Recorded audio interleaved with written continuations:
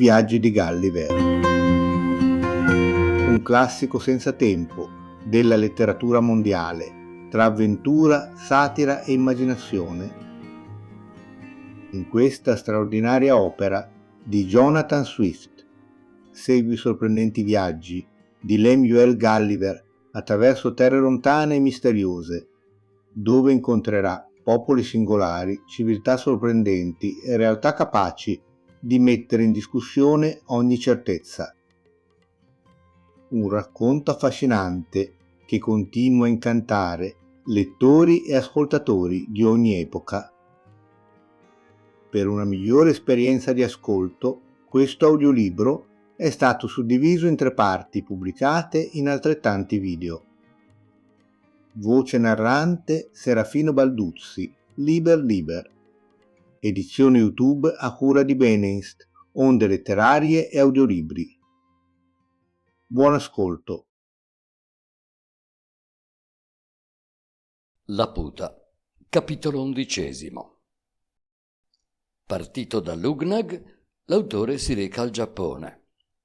Là si imbarca sopra un bastimento olandese per Amsterdam e da Amsterdam ritorna finalmente in Inghilterra. Spero che il lettore non si sia annoiato nel sentire la mia descrizione degli Struldbrugs, trattandosi di un argomento abbastanza straordinario, o che almeno non ricordo d'aver visto trattato in nessun libro di viaggi. Comunque, se quanto narrato era già comunemente noto, faccio osservare che dei viaggiatori possono raccontare le stesse cose d'uno stesso paese, anche senza copiarsi l'un l'altro. Essendovi molto commercio fra il regno di Lugnag e l'impero del Giappone, è probabile che gli autori di quest'ultima nazione abbiano accennato all'esistenza degli Struldbrugs. Ma siccome mi sono trattenuto pochissimo al Giappone e conosco appena quella lingua, non posso dire se quel tema sia stato trattato nei loro libri. Spero che gli olandesi, una volta messi sulla strada, sapranno fare le ricerche necessarie per supplire alla mia incapacità.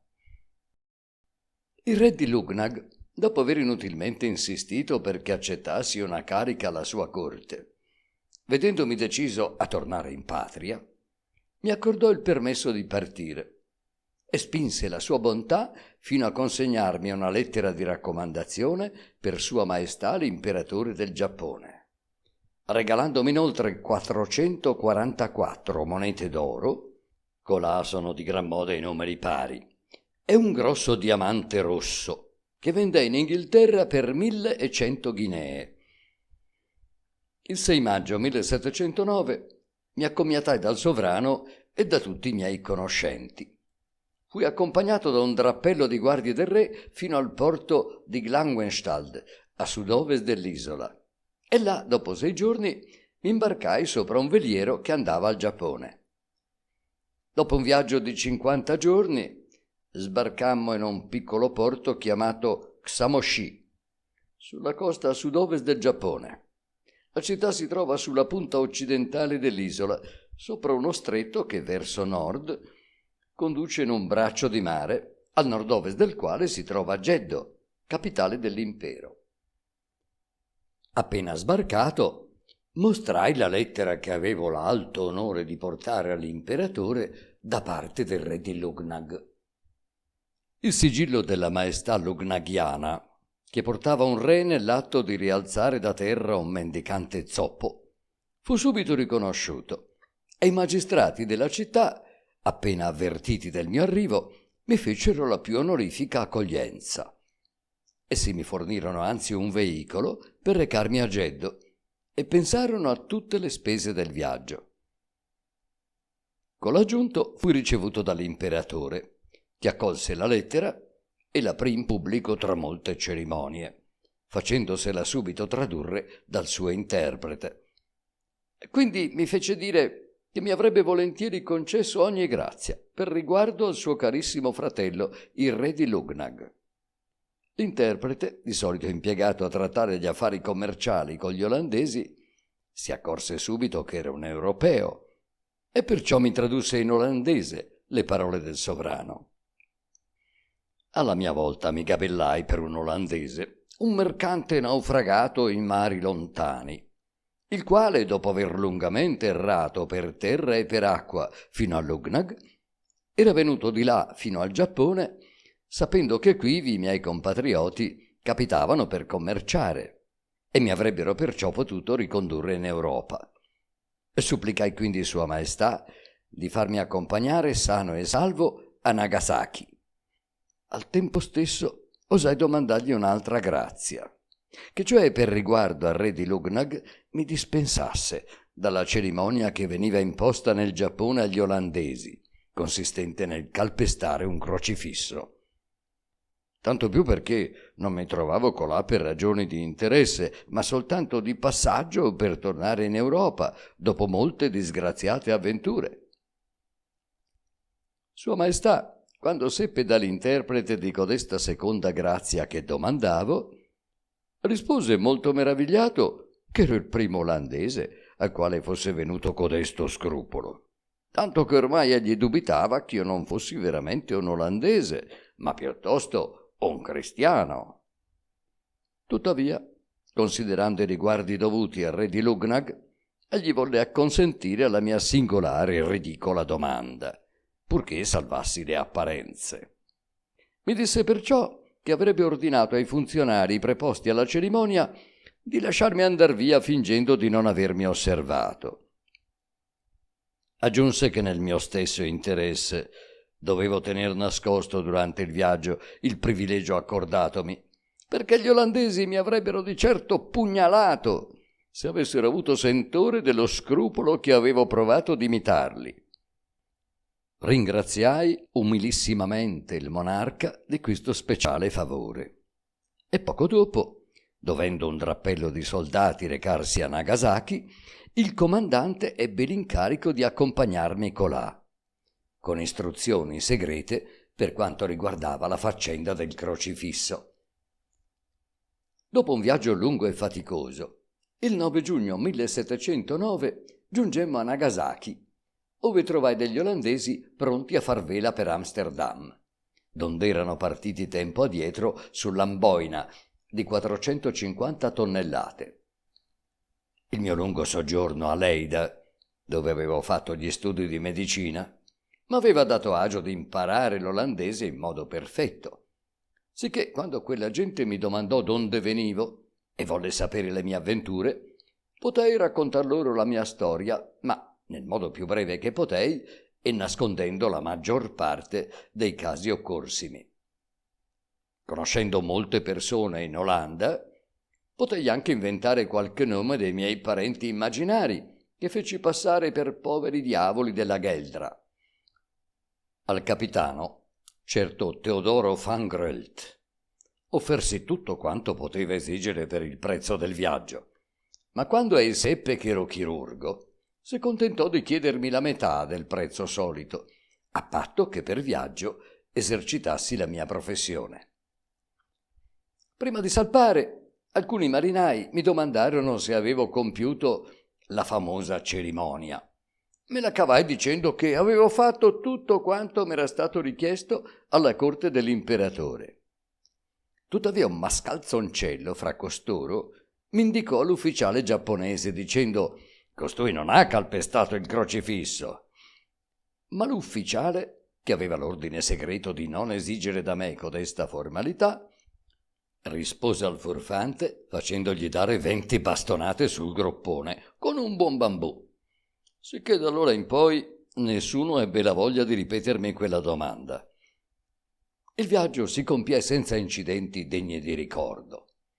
Partiti con vento in poppa, non sostammo che al capo di Buona Speranza per provvederci d'acqua e il 10 aprile 1710 arrivammo ad Amsterdam, dopo aver perduto soli 3 uomini della ciurma per malattia e un quarto per essere cascato in mare presso la costa della Guinea. Da Amsterdam, sopra un piccolo veliero della città, tornai presto in Inghilterra e sbarcato alle dune il 16 aprile rividi ancora una volta la terra natia, dopo 5 anni e mezzo compiuti di lontananza. Il giorno stesso ripartii per Redriff, ove giunsi alle 2 pomeridiane e vi trovai mia moglie e i miei figli in ottima salute. Parte quarta. Un viaggio nel paese degli Houyhnhnms. Capitolo primo. Nuovo viaggio intrapreso dall'autore in qualità di comandante d'un bastimento. Ammotinamento dell'equipaggio. L'autore è chiuso nella sua cabina e quindi sbarcato in una terra sconosciuta. Com'egli incontra uno strano animale chiamato Yahoo e poco dopo 2 Houyhnhnms. Sarei stato felice a pieno durante i 5 mesi da me trascorsi in compagnia di mia moglie e dei miei figli, se fossi stato uomo da apprezzare le dolcezze della vita familiare.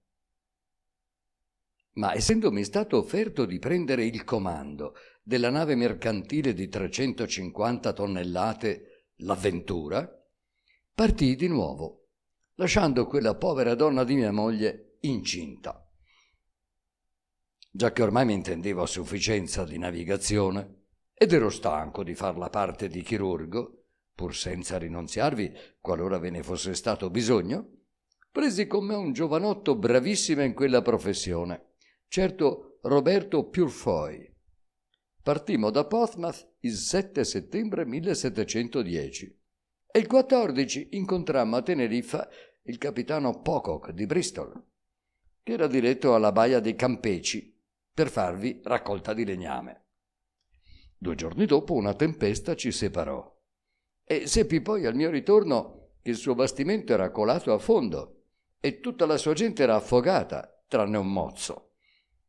Codesto galantuomo, ottimo marinaio del resto, era troppo cocciuto e andò in malora a causa di codesto difetto, come a molti altri succede. Se mi avesse dato ascolto, sarebbe tornato sano e salvo in patria e avrebbe rivisto la sua famiglia insieme con me e nelle medesime circostanze. Strada facendo, molti della mia ciurma morirono di malattia. Sicché alle Barbade e alle isole Leeward, dove poggiai per ordine dei miei armatori, dovetti provvedermi di nuove reclute. Ma ebbi presto a pentirmi della scelta fatta, perché quasi tutti costoro erano degli ex filibustieri. Codesti mascalzoni mi sollevarono contro il resto dell'equipaggio. Ero partito dall'Inghilterra con 50 uomini e con l'incarico di commerciare coi selvaggi dei mari del sud, facendo il maggior numero possibile di scoperte. E tutti insieme decisero di impadronirsi della mia persona e del bastimento. Infatti una mattina entrarono a precipizio nella mia cabina, mi legarono e minacciarono di farmi fare un tuffo in mare se avessi opposto resistenza.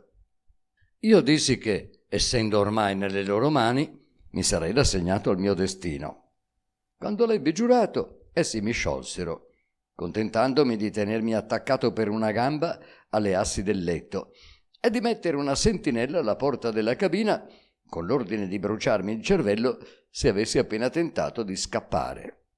Mi diedero poi da bere e da mangiare e intanto presero il governo del bastimento.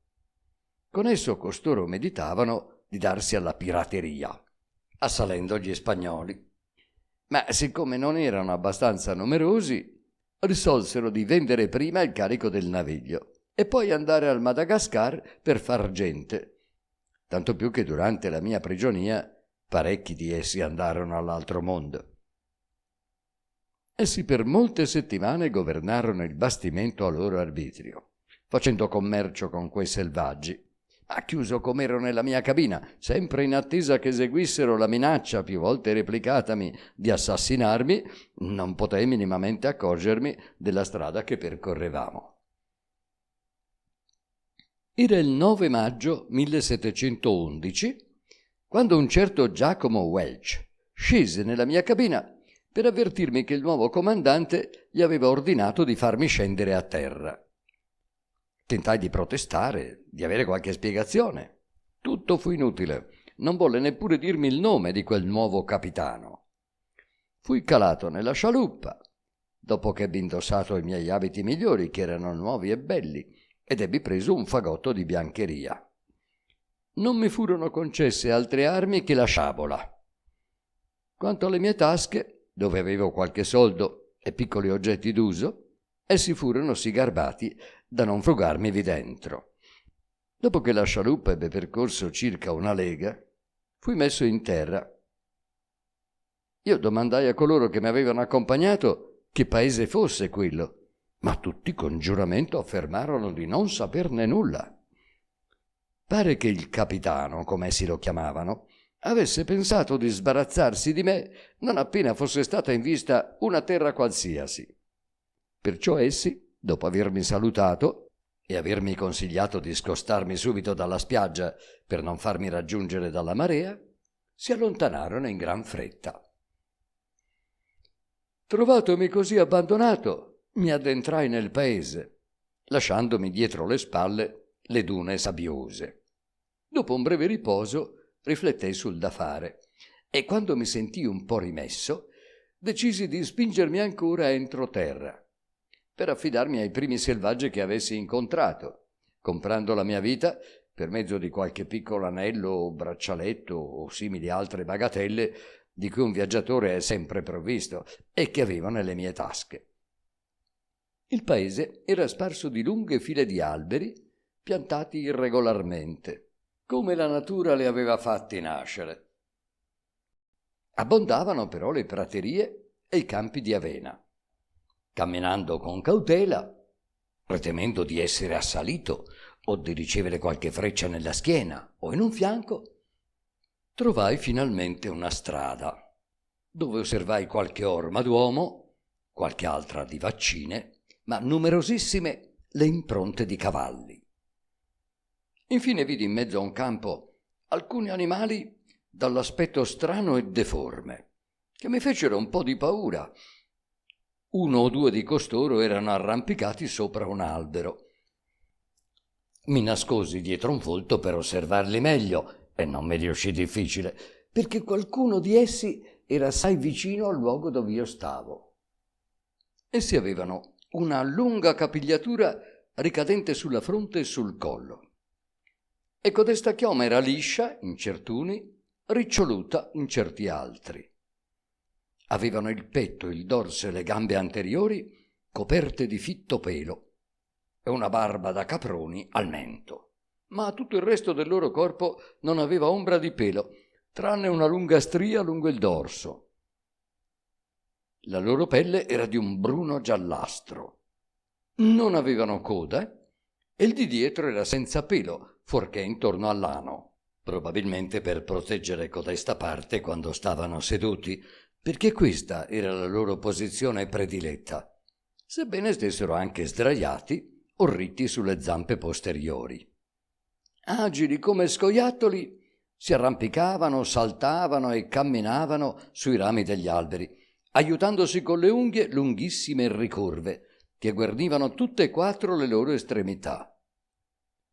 Le femmine erano un po' più piccole dei maschi, avevano il volto senza pelo, lunghissimi e lisci capelli, e il corpo non era affatto peloso, fuorché intorno all'ano e sulle pudende.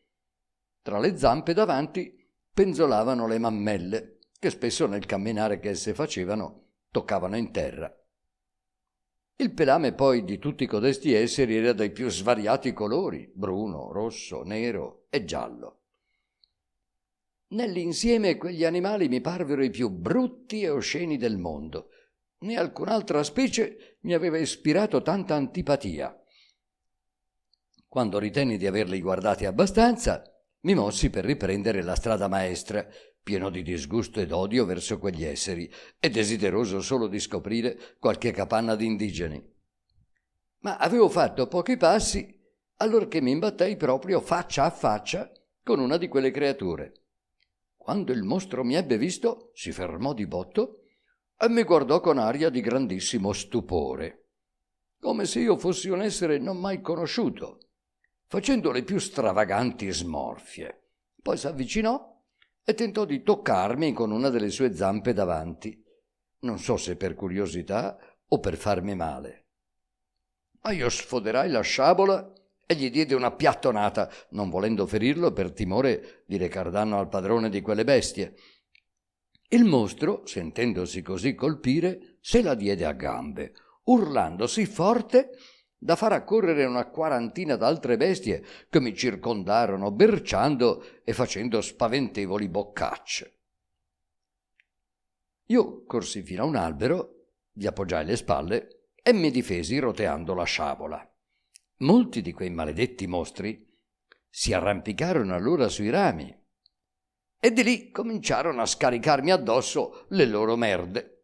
Io cercai di evitarle tenendomi molto stretto contro il tronco, ma il puzzo di tutte quelle feci che mi cascavano intorno fu lì per soffocarmi. Mentre mi trovavo in tale imbarazzo, ecco a un tratto quelle bestiacce scappare a precipizio. Sicché io mi arriscai di staccarmi dall'albero e ripresi la strada, cercando di scoprire il motivo di quell'improvviso terrore. Voltandomi a destra vidi un cavallo che s'avanzava con aspetto maestoso attraverso i campi. Doveva essere stato il suo arrivo a scacciare i miei persecutori.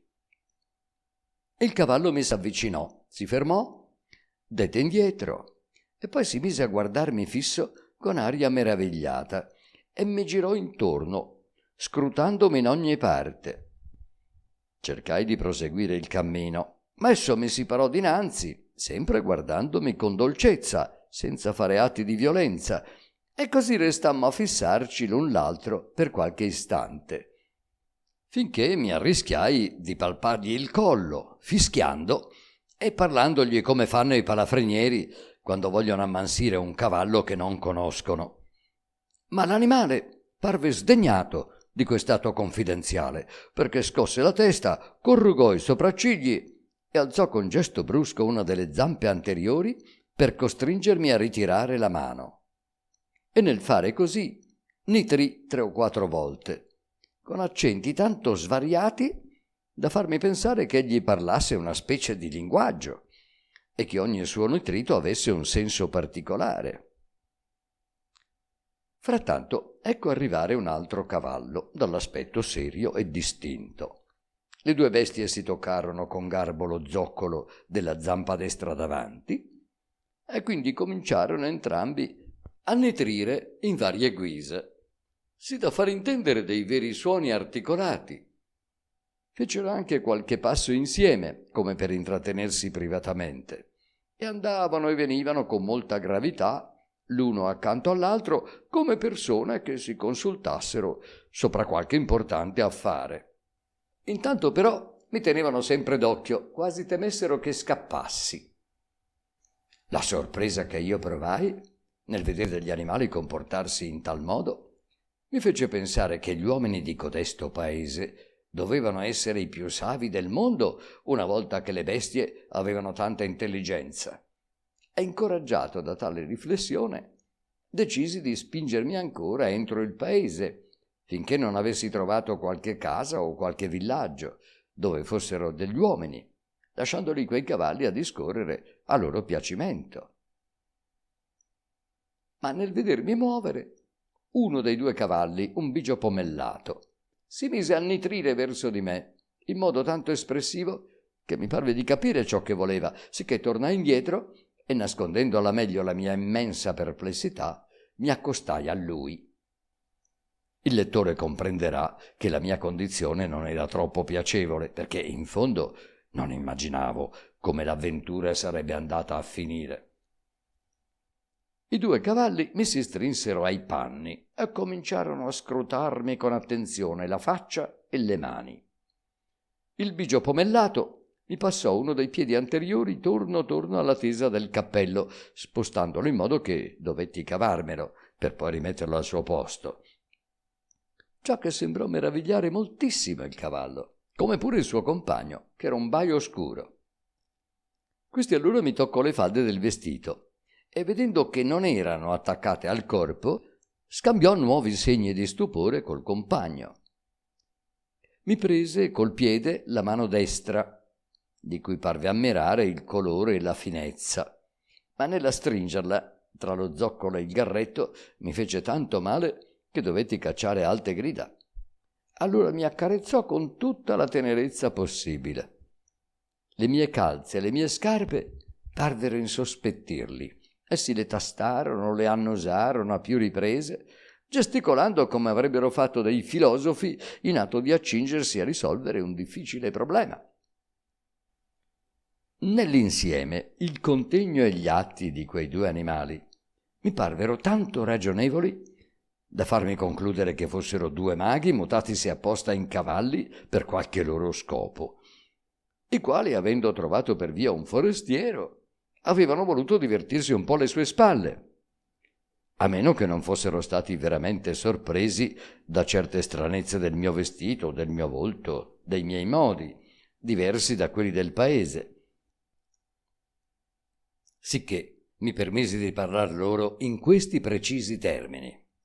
Signori miei, se siete dei maghi, come credo, capirete tutte le lingue. Perciò ho l'onore di farvi sapere, nella mia, che sono un povero inglese naufragato per caso su queste spiagge. Vi prego di lasciarmi salire sopra uno di voi, come se foste cavalli veri, per arrivare al villaggio più vicino o a qualche casa dove ripararmi. Vi offro in compenso questo coltellino e questo braccialetto. E così dicendo tirai fuori di tasca i due oggetti. I cavalli ascoltarono il mio discorso attentamente. Poi cominciarono a nitrire fra loro. Allora m'accorsi veramente che i loro nitriti avevano un senso preciso e contenevano delle parole, fondate sopra un alfabeto più facile forse essere fissato di quello cinese.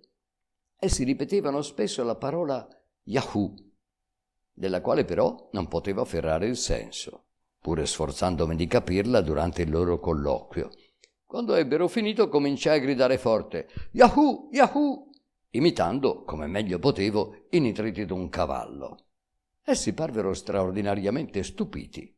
Poi il bigio pomellato sembrò volermi insegnare la retta pronunzia di codesta parola, ripetendola 2 volte. Anch'io la ripetei dopo di lui. Eppure restando lontano dalla perfezione dell'accento e della pronunzia, mi riuscì di accostarmivi. Allora il baio tentò di insegnarmi un'altra parola, molto più difficile a dire, che secondo l'ortografia nostra dovrebbe scriversi Whinams. Il tentativo di impararla fu questa volta assai più penoso, ma dopo qualche prova feci un certo progresso e i 2 cavalli sembrarono meravigliati della mia intelligenza. Dopo aver ancora parlato fra di loro, certo di cose che si riferivano a me, i 2 amici si separarono con lo stesso cerimonioso toccamento di zoccolo che avevo visto compier loro quando si erano incontrati. Poi il bigio mi fece cenno di precederlo.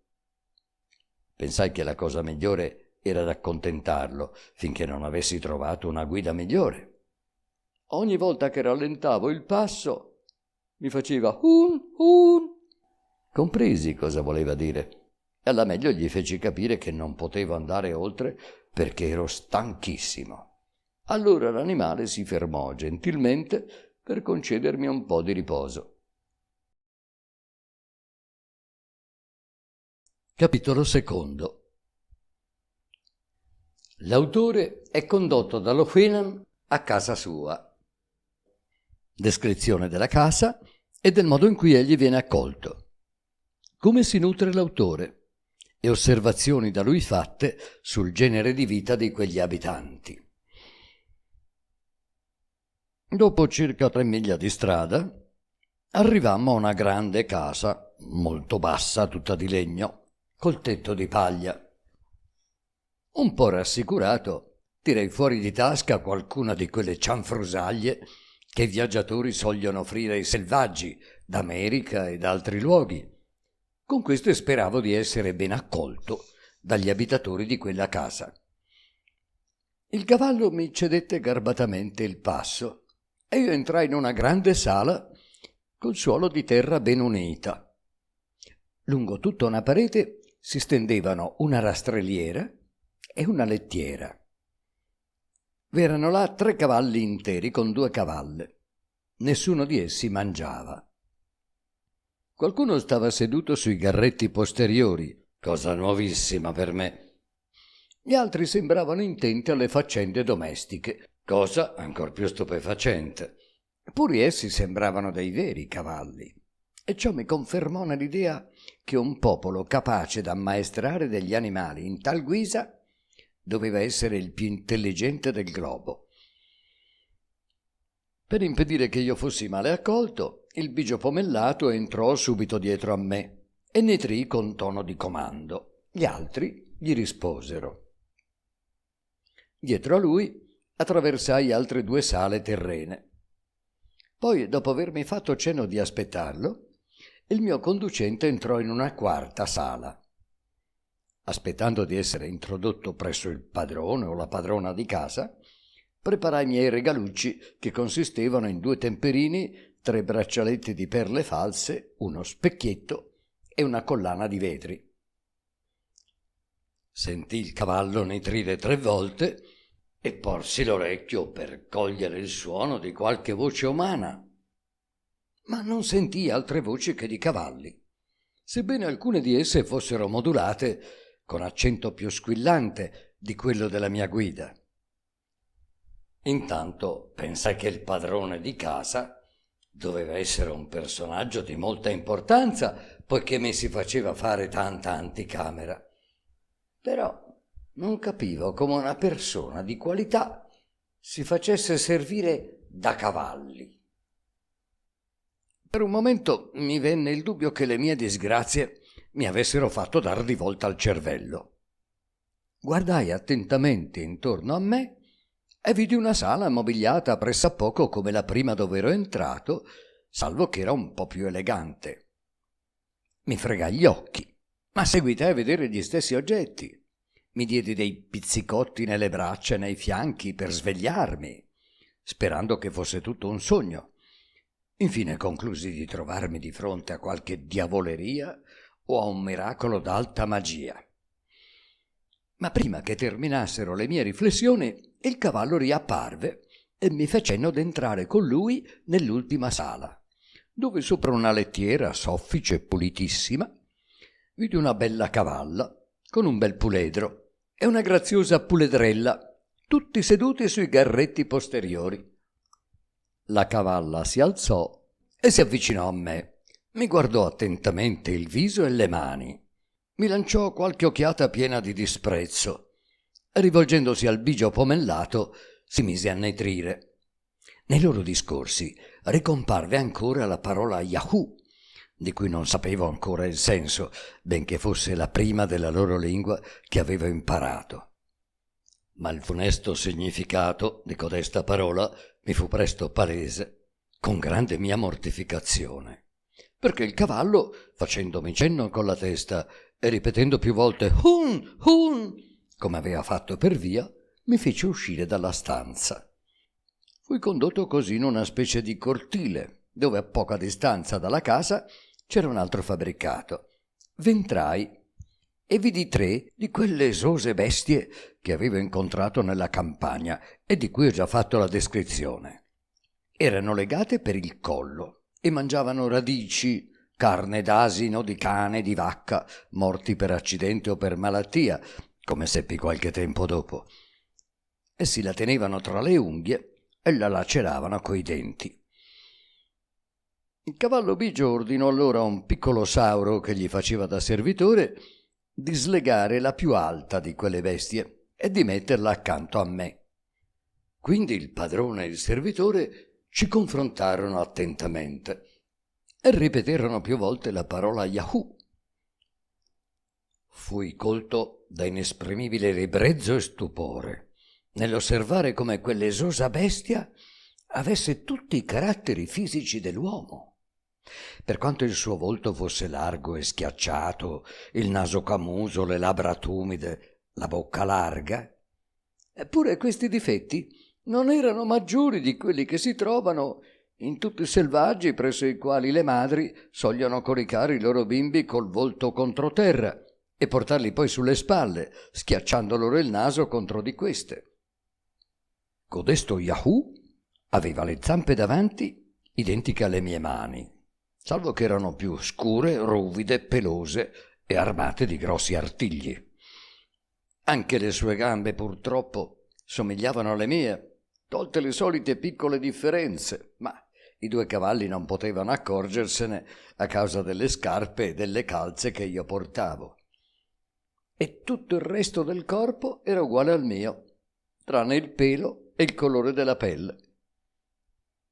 I due cavalli sembravano straordinariamente perplessi nell'osservare la grande diversità che passava tra certe membra dello Yahoo e le mie. Non avendo alcuna idea dell'uso dei vestiti, non sapevano spiegarsela. Il Sauro mi offerse una radice, tenendola fra lo zoccolo e il garretto. La annusai, ma dovetti restituirgliela subito col miglior garbo possibile. Allora andò a prendere sotto la tettoia degli Yahoo un pezzo di carne di ciuco, sì puzzolente da farmi voltare in là con nato disgustato. Lo Yahoo invece, a quel pezzo di carne fu gettato, lo mangiò avidamente. Il cavallo mi fece anche vedere un manipolo di fieno e uno staio d'avena, ma scuotendo la testa gli feci capire che né l'uno né l'altro erano adatti per me. A dire il vero, cominciavo a temere di dover morire di fame se non trovavo degli uomini. Né per tali potevo contare quei brutti Yahoo, i quali mi parevano gli esseri più odiosi del mondo, sotto tutti gli aspetti. Eppure a quell'epoca nessuno era più di me amante degli uomini in generale. Gusto che mi passò durante la mia permanenza in codesto paese. Accortosi della mia ripulsione per lo Yahoo, padron Cavallo lo fece rimettere nella stalla. Quindi mi domandò che cosa volevo mangiare, portando alla bocca uno dei piedi anteriori con un gesto così espressivo che mi sorprese, tanto fu naturale e misurato. Ma io non potevo rispondergli con cenni e quando anche mi fosse riuscito, come m'avrebbe egli potuto soddisfare? Nel frattempo vidi passare una mucca, subito la indicai col dito e con qualche gesto molto chiaro feci capire che avevo voglia di mungerla. Il cavallo capì e mi fece rientrare in casa, dove diede ordine a una giumenta, che era una sua domestica, di condurmi in una stanza dove stava un gran numero di tegami e di vasi di legno pieni di latte, messi per bene in fila. La giumenta mi porse un bidone pieno di latte e dopo averlo trangugiato con delizia mi sentii un altro uomo. Verso mezzogiorno ecco arrivare davanti alla casa una specie di carrozza tirata da 4 Yahoo. Dentro stava un vecchio cavallo dall'aria distinta, il quale, essendosi ferito a una delle zampe davanti, scese servendosi soltanto di quelle posteriori. E veniva a pranzo dal cavallo mio padrone, che gli fece festevole accoglienza. Mangiarono insieme nella sala più elegante e il loro secondo piatto consisté in avena bollita nel latte. E il vecchio cavallo mangiò calda, gli altri fredda. In mezzo alla sala stava una grande rastrelliera, divisa in tanti scompartimenti quanti erano i commensali, sicché ciascun cavallo o cavalla mangiava separatamente la sua porzione di fieno o d'avena al latte, con molta regolarità e pulizia. Essi stavano tutti seduti su pagliericci disposti intorno alla rastrelliera, in modo da formare una lettiera circolare, suddivisa anch'essa in tante parti. Il contegno dei padroni di casa fu pieno di correttezza e di amorevolezza verso il loro ospite, e anche i puledri si portavano educatamente per la loro età. Padron Cavallo mi volle accanto a sé e mi parve che fra lui e l'amico suo non facessero altro che parlare di me, ripetendo molto spesso la parola Yahoo. Essendomi a un certo punto messi i guanti, il cavallo bigio diede segni di grande stupore, perché s'accorse che le mie mani non erano più le stesse, e dopo avermele toccate 2 o 3 volte con una delle sue zampe, mi fece capire che avrebbe desiderato di vedermele tornare come prima. Lo volli accontentare, levandomi i guanti e mettendomeli in tasca. Operazione che fece molta impressione sui commensali e mi conciliò la loro simpatia. Subito dopo padron Cavallo mi incitò a pronunziare le parole che mi avrebbe via via suggerito, e così durante il pranzo mi insegnò i termini corrispondenti a latte, avena, acqua, fuoco e altri ancora, che io ripetevo subito dopo di lui, giovandomi della grande facilità che avevo sempre posseduta di imparare le lingue straniere. Finito il pranzo, padron Cavallo mi chiamò in disparte e lì, un po' con parole e un po' con cenni, mi fece capire che era assai spiacente di non potermi offrire nulla da mangiare. Gli risposi pronunziando 2 o 3 volte la parola hlun, che vuol dire avena. Giacché, ripensando meglio, mi ero persuaso che codesta sostanza, prima da me rifiutata, avrebbe potuto diventare commestibile se mescolata col latte, e che con essa avrei potuto sostentarmi finché non mi fossi imbattuto in qualche uomo. Subito il padrone ordinò a una cameriera, una giumenta bianca, di portarmi un piatto di legno pieno d'avena. Dopo averla arrostita alla meglio sul focolare, la sfregai per toglierne tutte le bucce, quindi schiacciai i chicchi fra 2 pietre e, impastando la farina con un po' d'acqua, formai una specie di pane che misi a cuocere. Infine lo mangiai ancora caldo, inzuppandolo nel latte. Questo cibo, che è del resto comune a molti popoli d'Europa, mi sembrò dapprima insipido, ma finì col farci l'abitudine.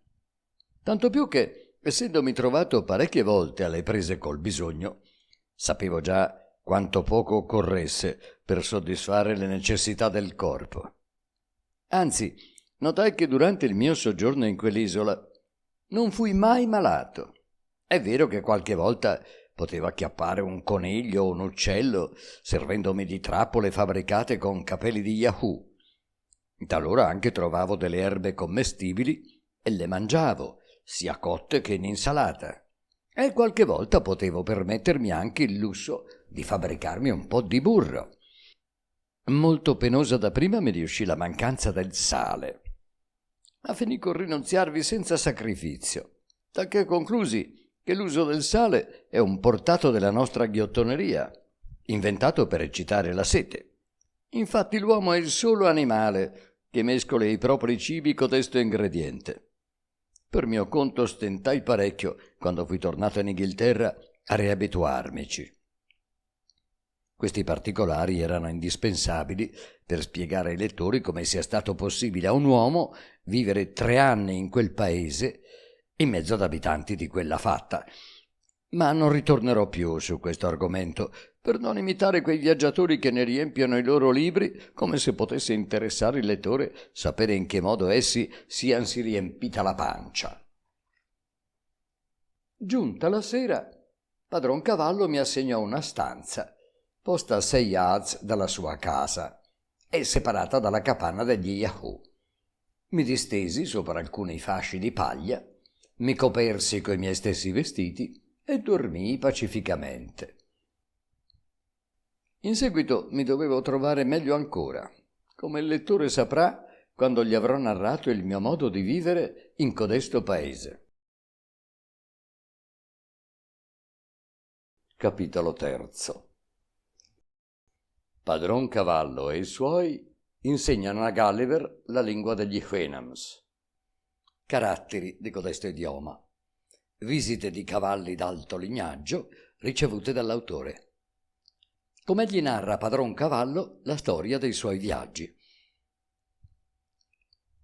Lo studio della lingua degli Houyhnhnms costituì da allora in poi la mia principale occupazione. Il mio padrone, d'ora innanzi lo chiamerò così, la sua famiglia e tutti i domestici s'erano messi con impegno a insegnarmela. Tanto pareva loro miracoloso che un bruto desse tanti sintomi di ragione. Additando loro ciascun oggetto, me ne facevo dire il nome, che imparavo a mente per trascriverlo a comodo nel mio taccuino. E cercavo anche di ottenere la retta pronunzia, pregando qualcuno di casa di ripetere parecchie volte le stesse parole. Un giovane Sauro, che aveva uno degli ultimi posti fra la servitù, mi aiutava volentieri in questa bisogna. Quei cavalli parlavano col naso e con la gola insieme, e la loro lingua faceva pensare all'olandese o al tedesco, più che a ogni altro idioma europeo, ma era assai più armoniosa ed espressiva. Carlo V imperatore doveva aver fatto la stessa osservazione quando disse che, dovendo parlare al suo cavallo, gli avrebbe parlato in tedesco. Il mio padrone dedicava alla mia istruzione tutte le sue ore di svago, tant'era impaziente di potersi meco intrattenere nella sua lingua per soddisfare la sua curiosità. Convinto com'era, e me lo confessò in seguito, che io fossi un Yahoo, doveva tuttavia ammirare la mia pulizia, la mia educazione, la mia docilità e la mia voglia di imparare, qualità totalmente contrarie alla natura di quelle bestiacce. I miei vestiti gli eran cagione di grande perplessità, perché non sapeva se facessero parte o no della mia persona. Infatti la sera aspettavo per spogliarmi che tutti fossero andati a letto e la mattina mi levavo e mi vestivo prima che gli altri si svegliassero. Padron Cavallo era anche ansioso di sapere da che paese venissi, dove e come avessi acquistato quel barlume d'intelligenza che traspariva dal mio contegno. Insomma, voleva ascoltare dalle mie labbra tutta la mia storia e sperava di giungervi presto, visti i miei rapidi progressi. Per aiutare la mia memoria, feci un elenco di tutte le parole imparate e li trascrissi ponendovi sotto la traduzione inglese. In seguito mi arrischiai anche a scrivere in presenza del padrone, ma mi procurai molte seccature, perché dovetti spiegargli che cosa facevo, non avendo gli Houyhnhnms alcuna idea di libri né di letteratura. Finalmente, dopo 10 settimane, riuscii a comprendere quasi tutte le domande del mio padrone e altri 3 mesi dopo potevo rispondergli con discreta chiarezza.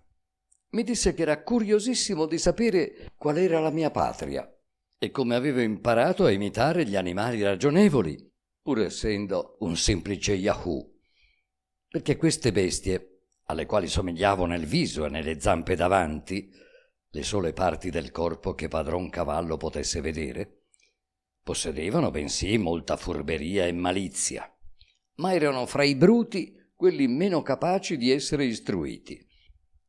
Risposi che venivo di lontanissimo. Avendo varcato l'oceano insieme a molti altri esseri simili a me, sopra una grande macchina di legno, fabbricata con tronchi d'albero, e che i miei compagni mi avevano abbandonato sulle coste di quell'isola. Il padrone rispose che dovevo prendere abbaglio, a meno che non avessi detto una cosa che non era. Gli Houyhnhnms non hanno una parola che esprima la bugia.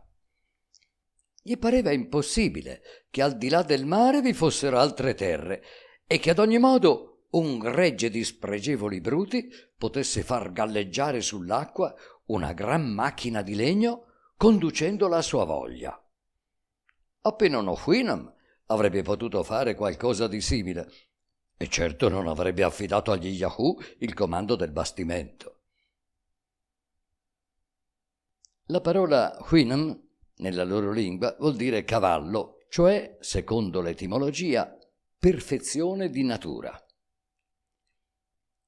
Risposi al padrone che non sapevo ancora spiegarmi bene, ma che a poco avrei potuto dirgli molte cose ancor più sorprendenti per lui.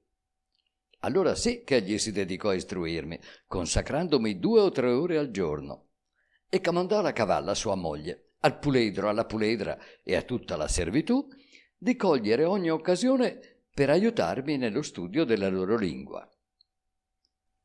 Venivano spesso in casa cavalli e cavalle di qualità, attratti dalla fama, giunta fino a loro, della presenza di un meraviglioso Yahoo che parlava come uno di loro e mostrava nei discorsi e negli atti qualche bagliore di intelligenza. Essi si intrattenevano volentieri, meco, facendomi domande a cui rispondevo come potevo. Ma questo esercizio contribuiva a perfezionarmi nell'uso di quella lingua, tanto che dopo altri 5 mesi non solo capivo quanto mi dicevano, ma potevo anche esprimermi con facilità sopra ogni sorta di argomenti. Codesti visitatori potevano appena persuadersi che io fossi un vero Yahoo, perché la mia pelle, dicevano, differiva molto da quella di codesti animali, tranne sul viso e sulle zampe davanti. Ma un caso mi costrinse a confessare al padrone il mio segreto. Ogni sera, come ho già detto, quando tutti si erano coricati, solevo spogliarmi, servendomi quindi dei miei vestiti a guisa di coperte. Una volta il padrone mandò nella mia stanza, la mattina prestissimo, il Sauro suo domestico. Quando egli entrò, dormivo profondamente. Le mie vesti erano cadute e la camicia mi si era alzata. Al rumore fatto dal cavallo mi svegliai e m'accorsi che il Sauro mi faceva la sua ambasciata con aria inquieta e turbata. Tornato dal padrone, dovette raccontargli confusamente ciò che aveva visto. E non mi fu difficile capirlo, perché quando andai a dare il buongiorno a padron Cavallo, questi a bruciapelo mi domandò spiegazioni sul racconto fattogli dal suo cameriere, il quale gli aveva detto che durante il sonno ero diverso da quello che apparivo da sveglio e che aveva visto alcuni punti della mia pelle bianchi, altri più scuri e alcuni poi scurissimi. Dovette allora confessare contro voglia il segreto che avevo sempre tenuto nascosto, per non essere confuso con la razza odiosa e vile degli Yahoo. D'altra parte, i vestiti e le scarpe cominciavano a consumarsi e capivo che non avrei potuto mantenere a lungo il segreto, dovendo presto fabbricarmi dei nuovi indumenti con la pelle di un Yahoo o di qualche altra bestia. Dissi dunque al padrone che nel mio paese avevamo l'uso di coprirci il corpo col pelo di certe bestie intessuto con arte, e ciò tanto per pudore quanto per ripararci dal freddo. Aggiunsi che ero pronto a dargliene la prova qualora lo desiderasse e che gli avrei tenuto nascosto soltanto ciò che la natura ci vieta di mostrare. Queste parole lo sbalordirono. Egli non poteva capire come la natura ci comandasse di nascondere quello che essa stessa ci aveva dato. Noi, disse, non ci vergogniamo di mostrare nessuna parte del corpo. Tuttavia voi farete quello che vi parrà. Allora mi sbottonai il vestito e me lo tolsi. Mi tolsi anche la sottoveste, le scarpe, le calze e i pantaloni. Infine mi lasciai cadere sui fianchi la camicia, arrotolandola per pudicizia intorno alla metà del corpo. Padron Cavallo mi guardava far tutto ciò con curiosità e stupore. Egli alzò uno dopo l'altro tutti i miei capi di vestiario, prendendoli fra lo zoccolo e il garretto, e li esaminò accuratamente. Poi mi girò intorno, guardando e toccando pian piano le mie membra. E finì col dirmi che ormai la mia qualità di Yahoo non era più dubbia, e che le sole differenze fra me e gli altri di quella razza erano la mancanza quasi totale di pelo, la piccolezza e la forma un po' diversa delle unghie, e l'affettazione di camminare soltanto con le zampe di dietro.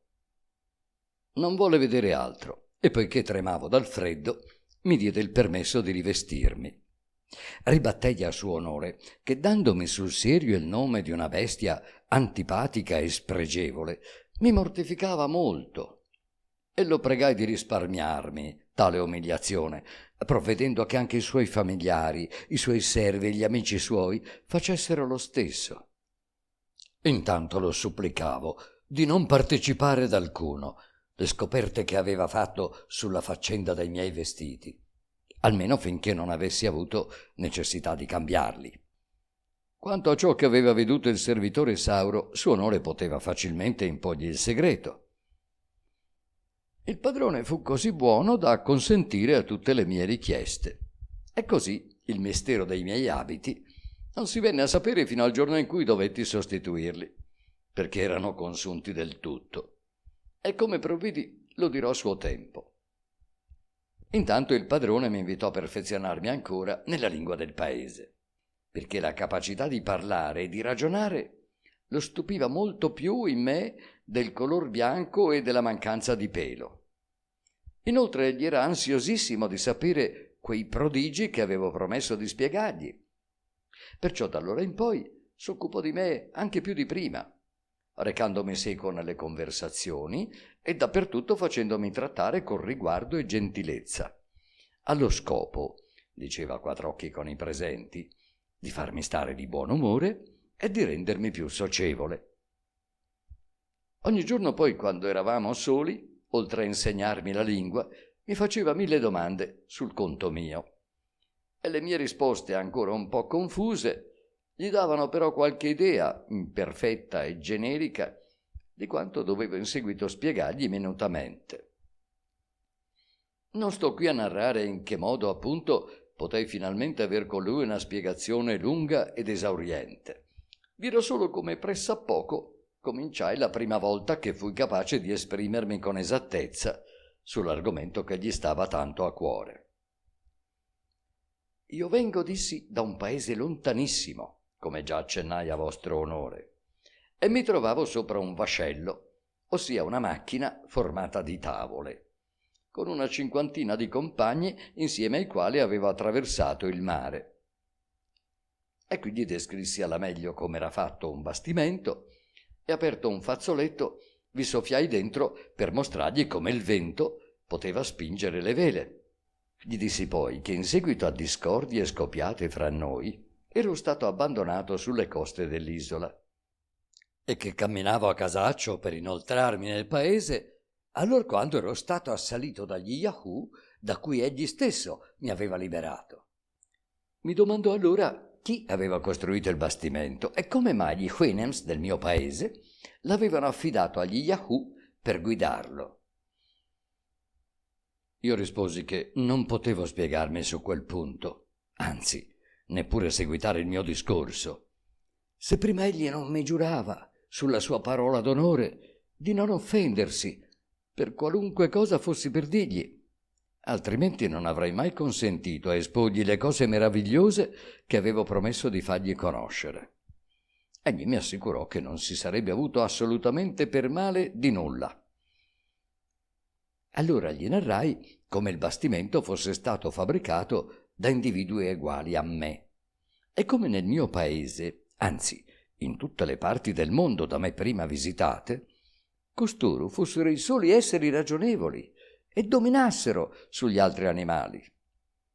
Gli confessai che arrivato in quell'isola ero rimasto tanto stupito di vedere degli Houyhnhnms comportarsi come esseri ragionevoli quanto egli e i suoi amici lo erano stati nello scorgere un principio intelligente in una creatura simile a quella che si chiamano Yahoo, a cui veramente confessavo di assomigliare, pur non comprendendo come quegli animali potessero essere degenerati fino a tal grado di viltà.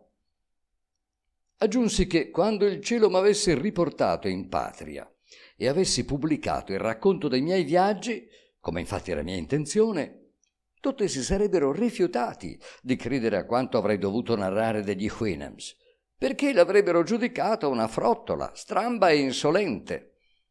Tanto poco erano disposti a credere i miei compatrioti che un cavallo, salvo il rispetto dovuto al mio padrone, alla sua onorevole famiglia e a tutti i suoi amici, potesse essere in qualche parte della terra l'animale più ragionevole e dominatore, e che ivi gli uomini, cioè gli Yahoo, fossero soltanto dei bruti.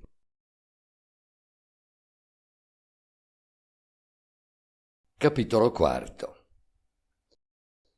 Come gli Houyhnhnms concepiscono la verità e la bugia.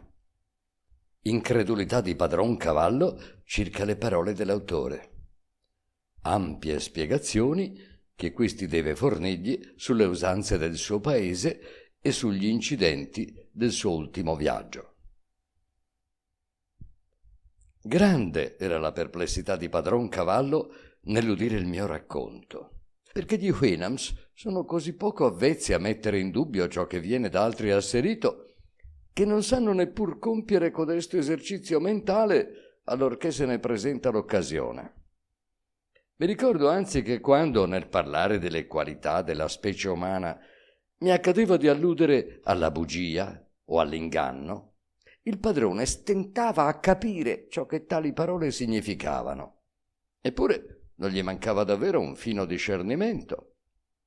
Ma egli ragionava così: se l'uso della parola ci è stato dato per scambiarci i nostri pensieri e per istruirci reciprocamente di ciò che ignoriamo, quando alcuno asserisce ciò che non è, agisce contro natura, perché non ha comunicato nessun pensiero a chi lo ascolta, né ha contribuito a istruirlo. Anzi, gli ha recato un peggior danno che se lo avesse lasciato nell'ignoranza, piuttosto che fargli vedere nero il bianco e corto ciò che è lungo.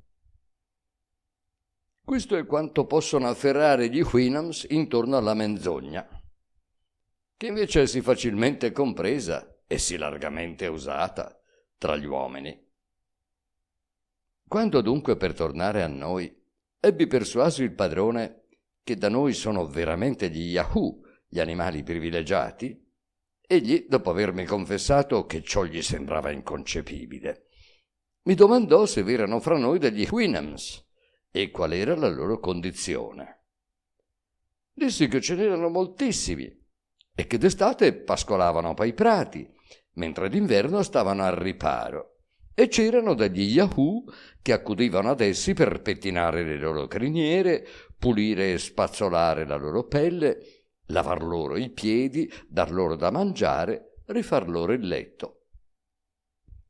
Capisco, proruppe il padrone, per quanto voi Yahoo vantiate un'intelligenza abbastanza sviluppata, gli Houyhnhnms restano sempre vostri superiori. Magari i nostri Yahoo fossero docili come quelli del vostro paese. A questo punto pregai il suo onore di dispensarmi dal seguitare, perché ogni altra spiegazione gli avrebbe recato gran dolore. Ma egli insisté nel voler sapere tutto, assicurandomi che non si sarebbe affatto offeso. Ebbene, riprese allora io, già che volete saperlo, vi dirò che noi chiamiamo cavalli gli Houyhnhnms e li riteniamo bellissimi e nobilissimi animali, specialmente pregevoli per la forza e la velocità. Quando sono di razza, i loro padroni li fanno viaggiare, correre, tirare i cocchi e hanno per essi ogni cura finché sono giovani e sani. Però quando cominciano a diventar vecchi o deboli di gambe, quei cavalli sono subito venduti ad altri Yahoo che se ne servono per lavori duri, faticosi, bassi e vergognosi, finché non muoiano. Allora vengono scorticati per venderne la pelle e la carcassa viene abbandonata ai cani e agli uccelli rapaci. Non parliamo poi dei cavalli comuni. Essi sono adoperati soltanto da fattori, contadini, vetturali e altra bassa gente. Ricevono peggior trattamento e sono costretti a fatiche assai più dure. Gli descrissi come potei il nostro modo di salire a cavallo, la forma e l'uso della briglia, della sella, degli sproni, della frusta, delle bardature e delle ruote. E gli spiegai l'uso che vi era da noi di attaccare ai piedi di tutti i nostri Houyhnhnms una placca d'una sostanza durissima, chiamata ferro, che difende i loro zoccoli e fa sì che non si feriscano sulle pietre delle nostre strade. Padron Cavallo espresse dapprima la sua indignazione per il nostro modo di trattare i cavalli. Quindi si mostrò stupito che noi avessimo l'ardire di salire sulla loro groppa.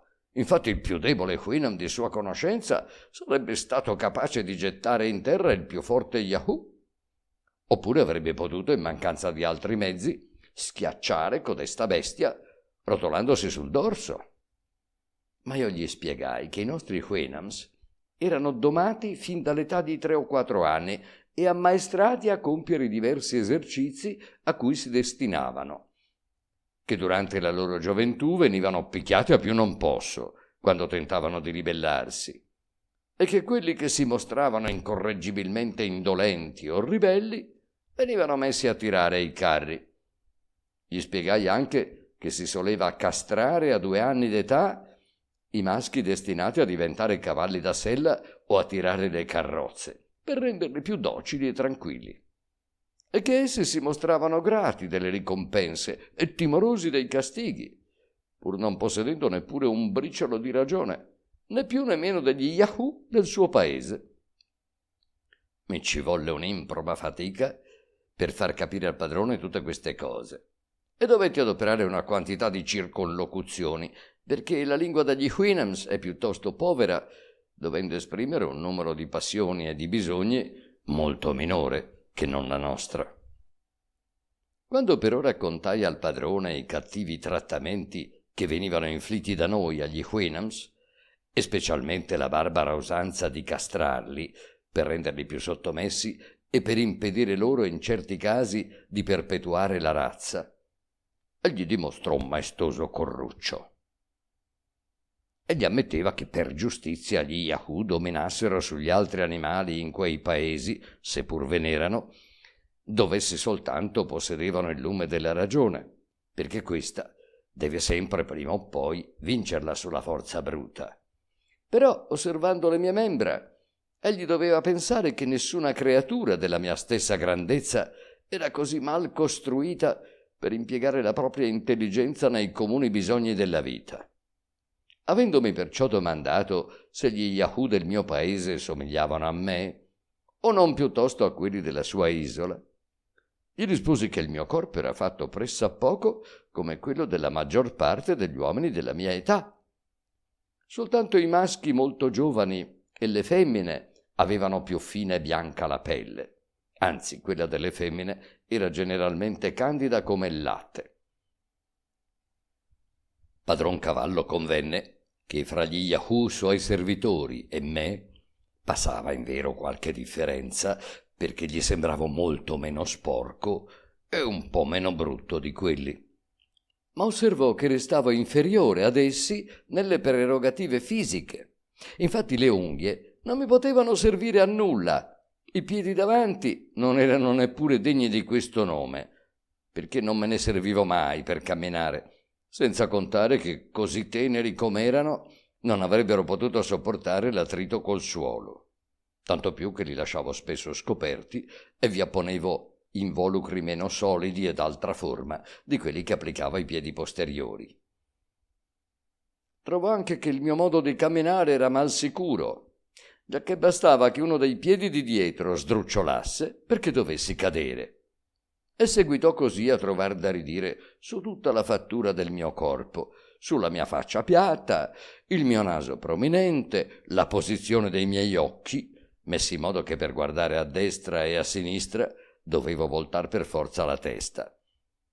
Notò che per mangiare avevo bisogno di adoperare le zampe davanti, alzandole fino alla bocca, e perciò la natura aveva dovuto provvedermi di tante giunture. Non capiva poi lo scopo di quei piccoli membri staccati fra loro che stavano in cima ai miei piedi posteriori, troppo deboli e teneri per non essere tagliati o rovinati dai sassi e dagli sterpi, se non erano coperti dalla pelle di qualche altra bestia, e non si spiegava come il mio corpo fosse così nudo e indifeso contro il caldo e il freddo da costringermi a ricorrere al vestito, che avevo la noia di levarmi e mettermi tutti i giorni. Infine, avendo osservato l'innato orrore che avevano per gli Yahoo tutti gli animali del suo paese, i più forti dei quali li disprezzavano e i più deboli li fuggivano, non capiva come, anche supponendoci forniti di ragione, potessimo vincere la naturale antipatia di quegli animali per la nostra specie e come perciò potessimo servircene per i nostri bisogni. A un certo punto volle lasciare questo argomento e mi invitò a raccontargli ciò che riguardava la mia persona, il luogo della mia nascita, la mia professione e le mie avventure prima del mio arrivo in quell'isola. Gli risposi che, pur desiderando di rischiararlo su tutti i punti, temevo che non mi riuscirebbe di spiegarmi su certi argomenti, di cui egli non poteva avere nessuna idea, perché nulla di simile esisteva in quel paese. Tuttavia promisi di fare il possibile, aiutandomi con paragoni e metafore, e lo pregai di aiutarmi quando mi venissero meno le parole. Egli gentilmente me lo promise. Cominciai dunque a dirgli che ero nato da onesti genitori in un'isola chiamata Inghilterra, tanto lontana di là che il più veloce dei suoi cavalli appena vi sarebbe giunto durante un'intera corsa del sole, che dapprima avevo fatto il chirurgo, arte che consiste nel guarire le ferite del corpo provenienti da disgrazie o da violenze altrui, che il mio paese era governato da una femmina della nostra specie che chiamavamo Regina, che per arricchirmi e mantenere me e la mia famiglia avevo lasciato quel paese, che nell'ultimo viaggio comandavo un bastimento avendo ai miei ordini 50 Yahoo, molti dei quali, essendo morti durante la via, avevo dovuto sostituirli con altri, appartenenti a diversi paesi, che il bastimento aveva corso 2 volte il rischio di naufragare, la prima per una gran tempesta, la seconda per aver toccato uno scoglio.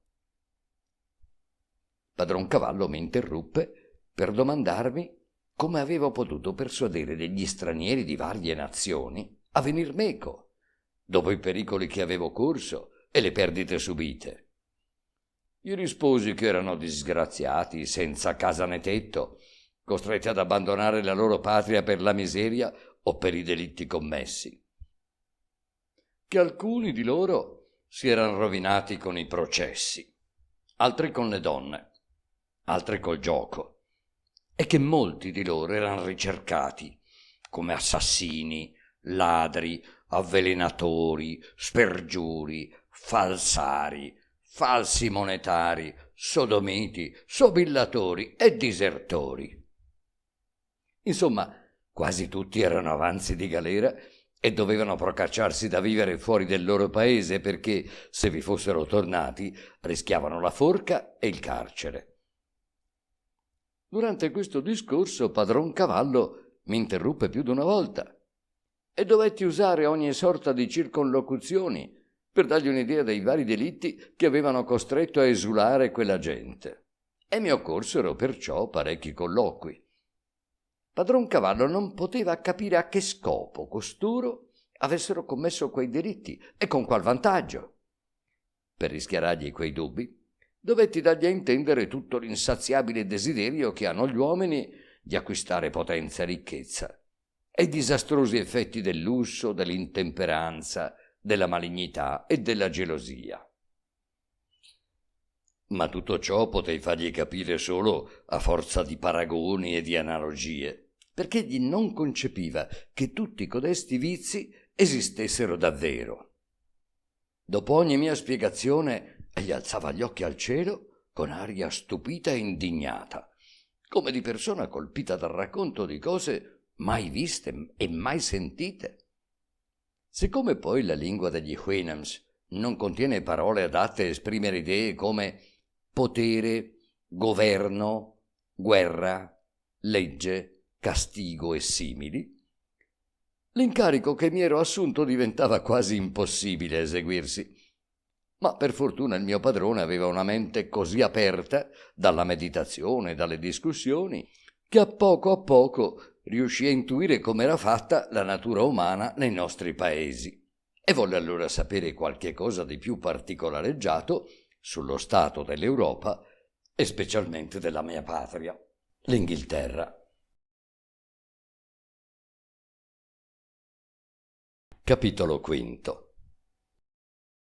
L'autore espone a Padron Cavallo lo stato dell'Inghilterra e il perché delle guerre tra le varie nazioni europee. La Costituzione inglese. Quanto sto per narrare, è bene che il lettore ne sia avvertito, non è altro che il riassunto dei numerosi colloqui che io ebbi con Padron Cavallo a differenti riprese, durante i 2 anni e più che rimasi presso di lui. giacché egli esigeva da me spiegazioni sempre più minuziose via via che io mi esprimevo meglio nella sua lingua. Così gli esposi meglio che potei le condizioni dell'Europa, dilungandomi sulle arti, sulle industrie, sui commerci, sulle scienze. E siccome a ognuno di questi temi egli trovava molte obiezioni da fare, avevamo lì una sorgente inesauribile di conversazione. Tuttavia riferirò qui soltanto la parte essenziale di ciò che dissi a proposito dell'Inghilterra, cercando d'esser fedele e trascurando le circostanze di tempo e di luogo. Mi dà soltanto un po' di pensiero il bisogno di riferire i ragionamenti e le espressioni del mio padrone, che perderanno certo gran parte della loro efficacia, sia per difetto della mia intelligenza, sia per la necessità di tradurle nella nostra barbara lingua. Raccontai dunque, per soddisfare padron Cavallo, l'ultima rivoluzione avvenuta in Inghilterra, l'invasione del principe d'Orange e la guerra scoppiata in seguito fra costui e il re di Francia. Aggiunsi che la guerra era proseguita sotto la regina Anna, successa al principe d'Orange, e che tutte le potenze cristiane vi avevano preso parte. Avendomi chiesto il mio padrone quanti Yahoo erano periti in quelle carneficine, ne calcolai il numero a 1.000.000, fissando poi a 100 circa il numero delle città assediate ed espugnate, e a 300 quello dei bastimenti da guerra bruciati o affondati sotto codesti due sovrani. Mi chiese allora Suo Onore quali erano solitamente i motivi delle nostre contese e di quelle che io chiamavo guerre tra nazione e nazione. Innumerevoli, gli risposi, tanto che mi restringerò a dirne le principali. Spesso è l'ambizione di uno di quei sovrani, i quali credono di non aver mai abbastanza territorio da dominare o popoli da governare. Ma talora sono anche l'egoismo e l'astuzia dei ministri, i quali trascinano il loro principe a guerreggiare per distrarlo dal porgere ascolto ai lamenti dei sudditi contro la loro cattiva amministrazione. Milioni d'uomini sono morti poi per una semplice divergenza d'opinioni. Per esempio, se uno crede che la carne sia pane e l'altro sostiene che il pane sia carne. Se uno afferma che quel certo liquido è sangue e un altro giura che è vino. Se alcuni opinano che fischiettare sia un vizio, mentre altri pensano che sia una virtù. Se questi vogliono baciare un pezzo di legno, mentre quelli dicono che è buono per bruciare. Se Tizio dice che conviene vestirsi di bianco e Caio vuole i vestiti neri, rossi o grigi. Oppure il primo li esige larghi e lunghi e il secondo stretti e corti. Oppure quegli sporchi e questi puliti. Ecco scoppiare altrettante guerre, le quali non sono mai così ostinate e sanguinose come quando derivano appunto da una semplice diversità d'opinioni, specialmente allora che il punto di partenza è per se stesso insignificante. Talora accade anche che due sovrani si facciano la guerra perché ciascuno dei due vuole rubare un territorio a un terzo, senza che né l'uno né l'altro abbiano diritto. Oppure succede che un re assalga un altro per timore di essere assalito da lui. Quando uno stato vicino è troppo forte, gli si fa guerra. Quando è troppo debole, gli si fa guerra. Se quello stato ha qualcosa che ci manca, o se abbiamo noi qualcosa che manca a lui, ci facciamo la guerra per aver tutto, a rischio di perdere tutto.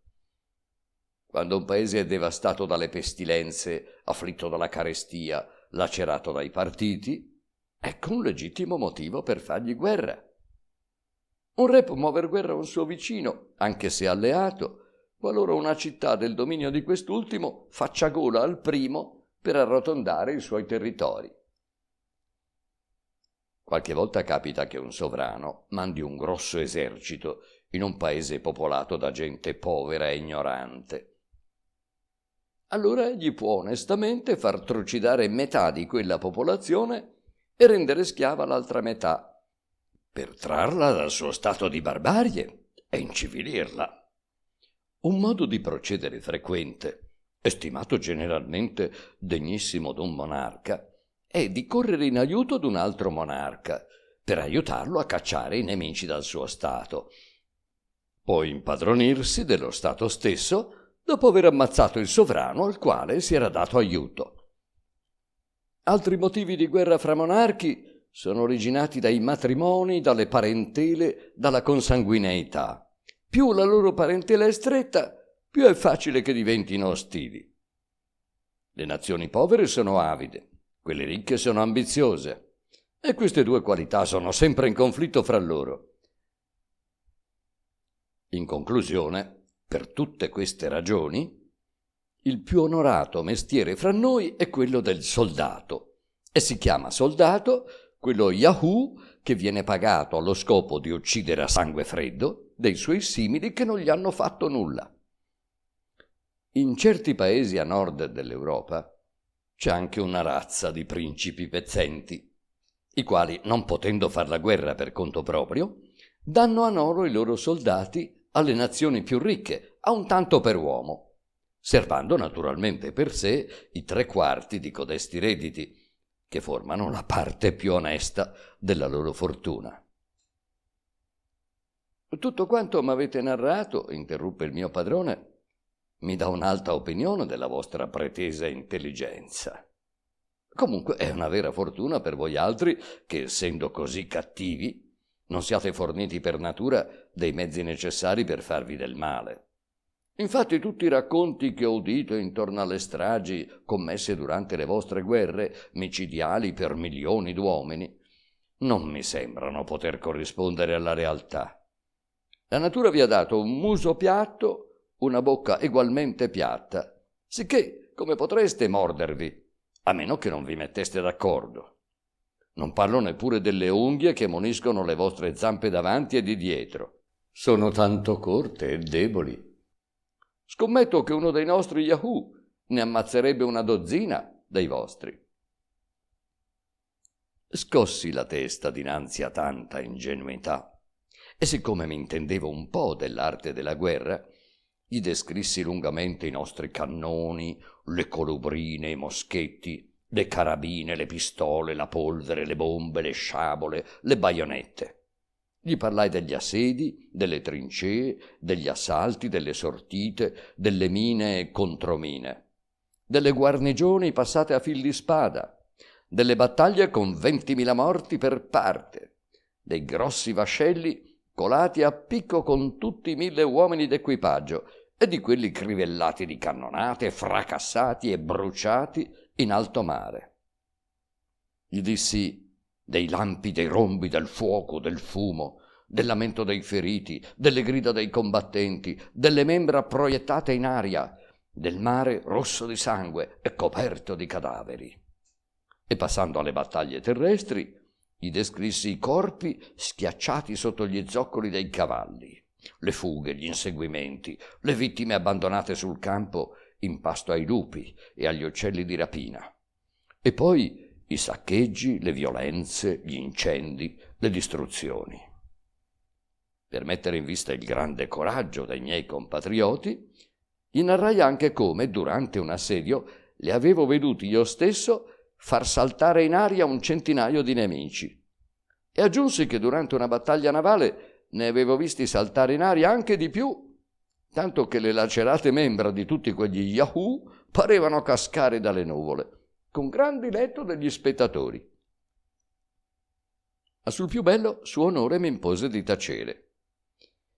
Per quanto, egli disse, credessi la natura dello Yahoo capace di qualunque malvagia azione, qualora disponesse d'una forza proporzionata alla sua cattiveria, non avrei neppure lontanamente immaginato nulla di simile a ciò che mi avete esposto.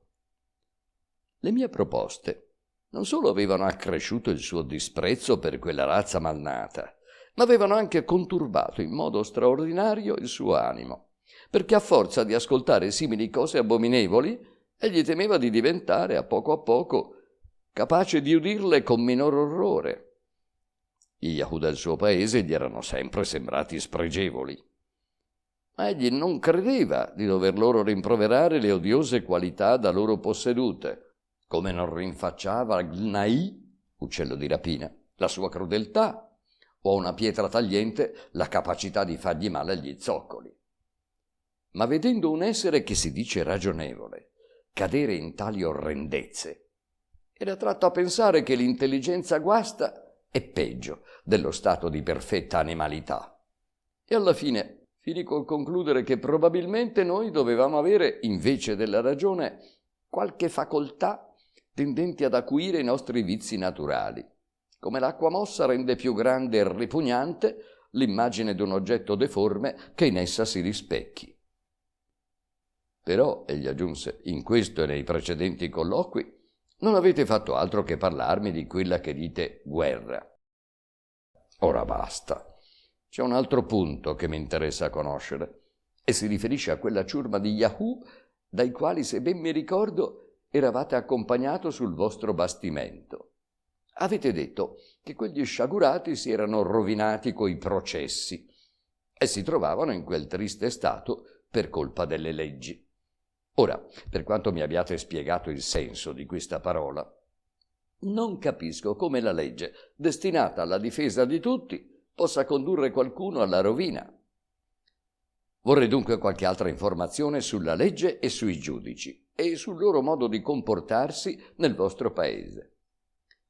Quanto a me, credo che la natura e l'intelligenza siano le guide migliori per mostrare agli animali ragionevoli ciò che conviene o non convien fare.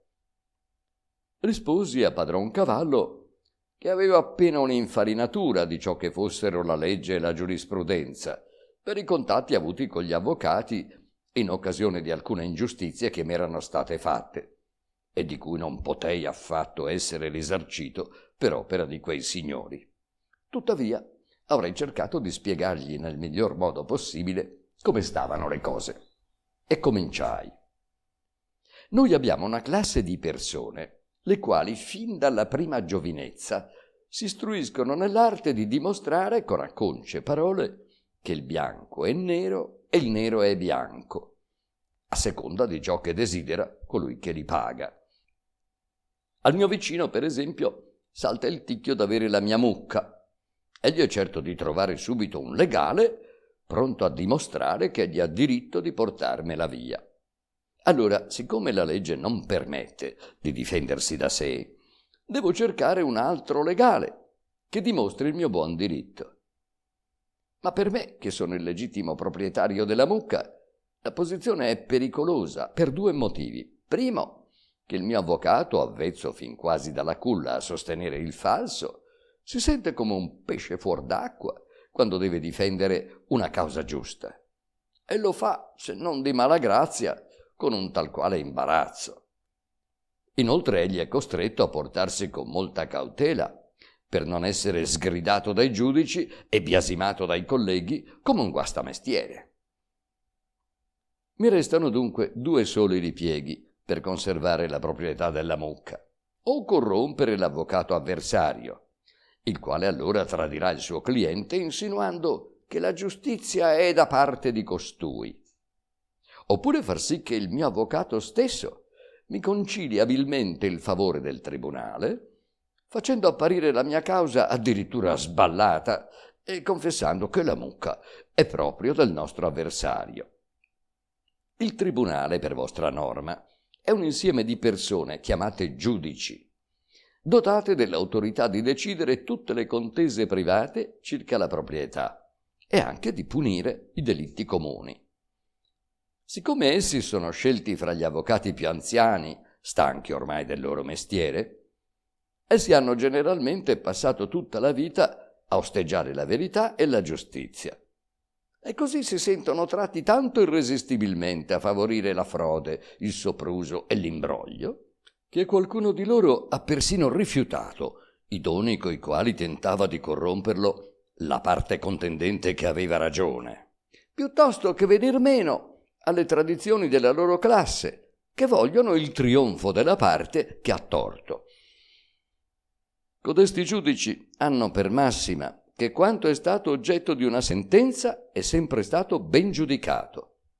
Perciò serbano con cura nei loro archivi tutte le anteriori sentenze, anche quelle ispirate alla più crassa ignoranza e contrarie in modo evidente alla ragione e alla giustizia, Tutto quel materiale forma la cosiddetta giurisprudenza, che viene citata come un'autorità, e i giudici si conformano sempre ad essa, tanto che si può provare qualunque cosa citando la giurisprudenza. Nelle difese essi non pensano neppure a entrare nel vivo della questione, ma insistono sulle circostanze accessorie, con un impeto, delle grida, un'enfasi, spesso insopportabili.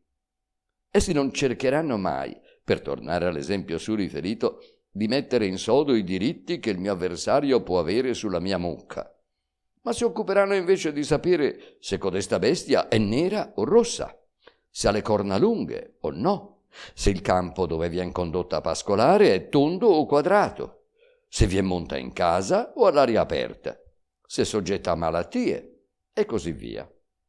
Dopo simili discussioni si mettono a compulsare la giurisprudenza. Intanto la causa viene rimandata da un'epoca all'altra e la sentenza si avrà forse dopo 10, 20 o 30 anni.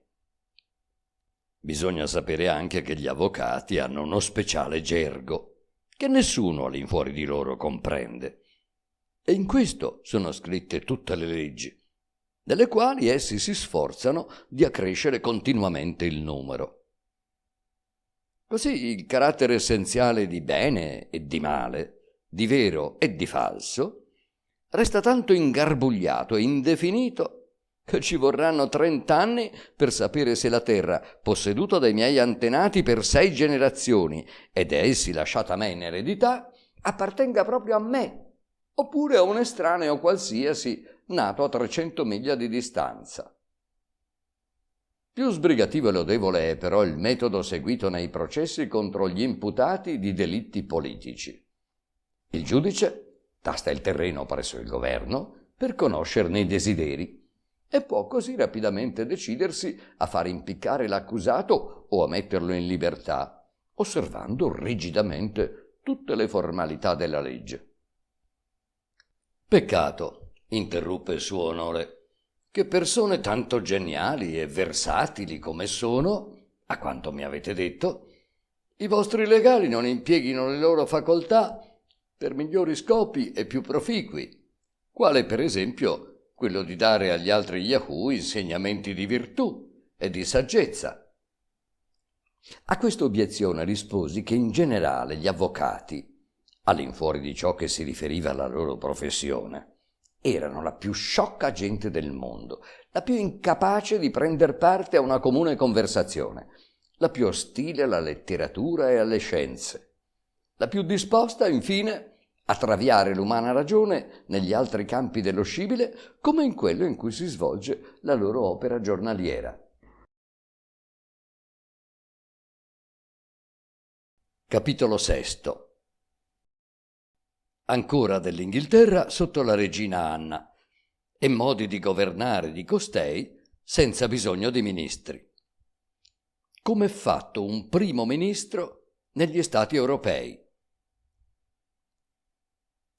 Mi fu impossibile di far capire al mio padrone il perché di tanto arrabattarsi dei nostri avvocati per formare un sistema di ingiustizie, all'unico fine di nuocere ai loro simili. Tantomeno poi egli capiva che cosa intendevo dire con gli onorari e le liste che costoro si facevan pagare. Cercai allora di spiegargli l'uso e il diverso valore delle monete metalliche. Gli dissi che quando un Yahoo aveva ammucchiato un bel po' di codesta sostanza chiamata oro, poteva procurarsi tutto quanto desiderasse: belle vesti, belle case, bei possessi, cibi rari, vini ricercati, e poteva anche scegliersi le più belle femmine. Siccome solo il denaro poteva procurare tali soddisfazioni, era naturale che i nostri Yahoo non credessero d'averne mai abbastanza da metter da parte o da spendere, donde le due tendenze egualmente forti all'avarizia e alla prodigalità. Gli spiegai anche come i ricchi usufruissero della fatica dei poveri e che fra gli uni e gli altri c'era maggior differenza che fra 1001, perché il popolo era costretto a procacciarsi un tozzo di pane lavorando tutto il giorno, al fine di procurare ogni agio a una piccola minoranza. Ma per quanto mi diffondessi sui vari argomenti che si riferivano a questo concetto, non mi riuscì di farlo entrare in testa a padron Cavallo. «Come?» mi diceva egli. «Tutta la terra non è comune a tutti gli animali, e non hanno tutti, e specialmente quelli che dominano sul resto della creazione, egual diritto ai suoi prodotti». E soggiungeva anche: «Che cosa avete voluto dire coi vostri vini rari e cibi costosi? E come sono essi diventati necessari a taluno di voi altri?» Dovetti allora descrivergli i piatti più succolenti di cui potei ricordarmi e i vari modi di prepararli.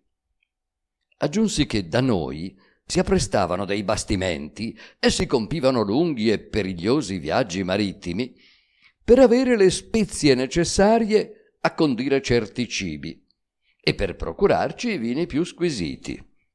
Tanto che c'erano persone costrette a compiere 3 volte il giro del mondo al fine di procurare a una delle nostre femmine più ricche la colazione, come pure la tazza in cui quella era servita.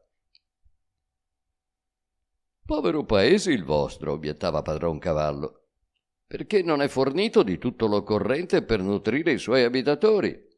Come può darsi, per esempio, che sì vasti territori siano sprovveduti d'acqua potabile, tanto da costringervi a varcare i mari per procurarvela?»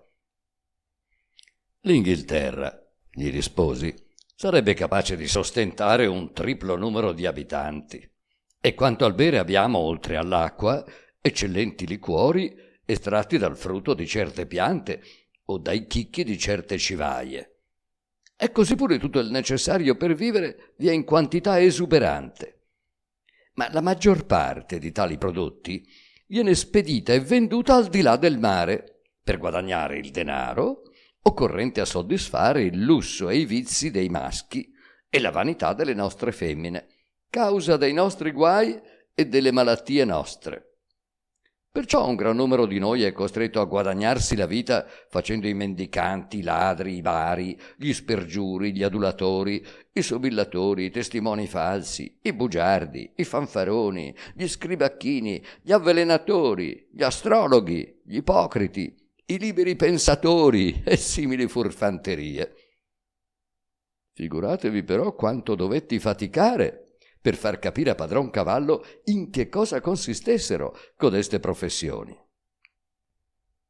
Quanto alla bega che ci prendiamo, dissi ancora, d'andare a cercare il vino in lontani paesi, non dipende da mancanza d'acqua o di altri ottimi liquori che abbondano fra noi, ma dalla proprietà che possiede il vino di renderci allegri, facendoci uscire di cervello, scacciando lungi da noi ogni idea seria e suggerendoci invece ogni sorta di pazze fantasie. Esso fornisce coraggio, dissipa le preoccupazioni, sospende l'esercizio della ragione e ci toglie infine il libero uso delle membra, facendoci cadere in un sonno profondo. In compenso, dopo codesto sonno, ci risvegliamo sempre tristi e deboli, e l'uso di codesto liquore ingenera parecchie malattie che affliggono e abbreviano la nostra esistenza. Il popolo perciò, soggiunsi, si procaccia da vivere lavorando per fornire ai più ricchi tutto ciò di cui abbisognano. Quando per esempio io mi trovo a casa mia vestito come si deve, porto sulla mia persona l'opera di 100 lavoratori e c'è voluto 1.000.000 di costoro per erigere la mia casa e ammobiliarla.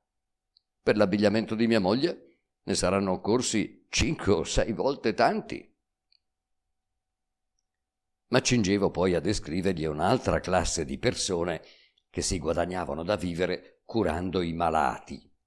Ma sebbene avessi già raccontato a padron Cavallo che la maggior parte dei miei compagni di viaggio era morta di malattia, mi ci volle del bello e del buono per spiegargli come stava questa faccenda, perché egli capiva benissimo che qualche giorno prima di morire ci si dovesse sentire deboli e fiacchi, ma riteneva assurdo che la natura, sempre perfetta nelle sue creazioni, permettesse al nostro corpo di generare delle malattie, Mi pregò dunque di spiegargli meglio i motivi di tale inconveniente, per lui inconcepibile. Gli dissi allora che noi solevamo mangiare ogni sorta di sostanze, che spesso avevano sul nostro corpo azioni diverse od opposte, che talora mangiavamo senza fame e bevevamo senza sete, oppure passavamo intere notti a trangugiare dei liquori bollenti senza mangiare un boccone, rovinando così il nostro stomaco e cagionando l'infiammazione delle viscere con ritardare o precipitare la digestione.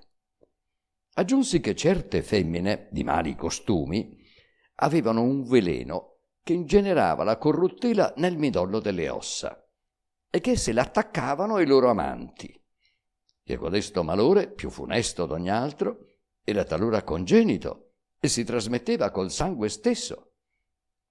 Conclusi col dire che non mi sarebbe stato possibile enumerargli tutti i mali a cui eravamo soggetti, perché se ne conoscevano almeno 500 o 600 per ogni parte del corpo, e non c'era organo esterno o interno che non ne avesse molti suoi propri. Aggiunsi che v'era presso di noi una classe di persone istruita allo scopo di guarire i malati o farne finta, e siccome ero del mestiere mi compiacqui di rivelare a padron Cavallo, per mostrargli tutta la mia gratitudine, i segreti di quella professione e i criteri seguiti dai medici. Supposto che tutti i mali derivino da ripienezza, i medici ne deducono logicamente che la cura deve consistere nell'evacuare sia di sopra che di sotto. A questo scopo prendono dei vegetali e dei minerali, gomme, oli, conchiglie, sali, piante marine, escrementi, scorze d'alberi, serpenti, rospi, ranocchi, ragni, pesci, ossa e carne dei morti, uccelli, e con tutta questa roba compongono un liquore schifoso al gusto e all'olfatto che lo stomaco si affretta a rivomitare e si lo chiamano un emetico. Oppure, con quelle stesse sostanze, a cui aggiungono qualche altro veleno, compongono una medicina che fanno prendere al malato sia dall'orifizio superiore che dall'inferiore, secondo il loro capriccio, per sciogliere il corpo, in modo da trascinar via tutto ciò che le viscere contengono. Essi lo chiamano purgante o clistere, secondo i casi. Essi sostengono che la natura ci ha dato l'orifizio superiore e visibile per introdurre i cibi e quello inferiore per scaricarne il superfluo. Ora, siccome la malattia cambia la naturale funzione del corpo, bisogna che la medicina faccia lo stesso e combatta la natura, donde la convenienza di cambiare l'uso dei due buchi, cioè introdurre da quello di sotto ed evacuare da quello di sopra. Ci sono poi, oltre alle malattie vere, quelle immaginarie, e per esse i dottori hanno inventato immaginari rimedi.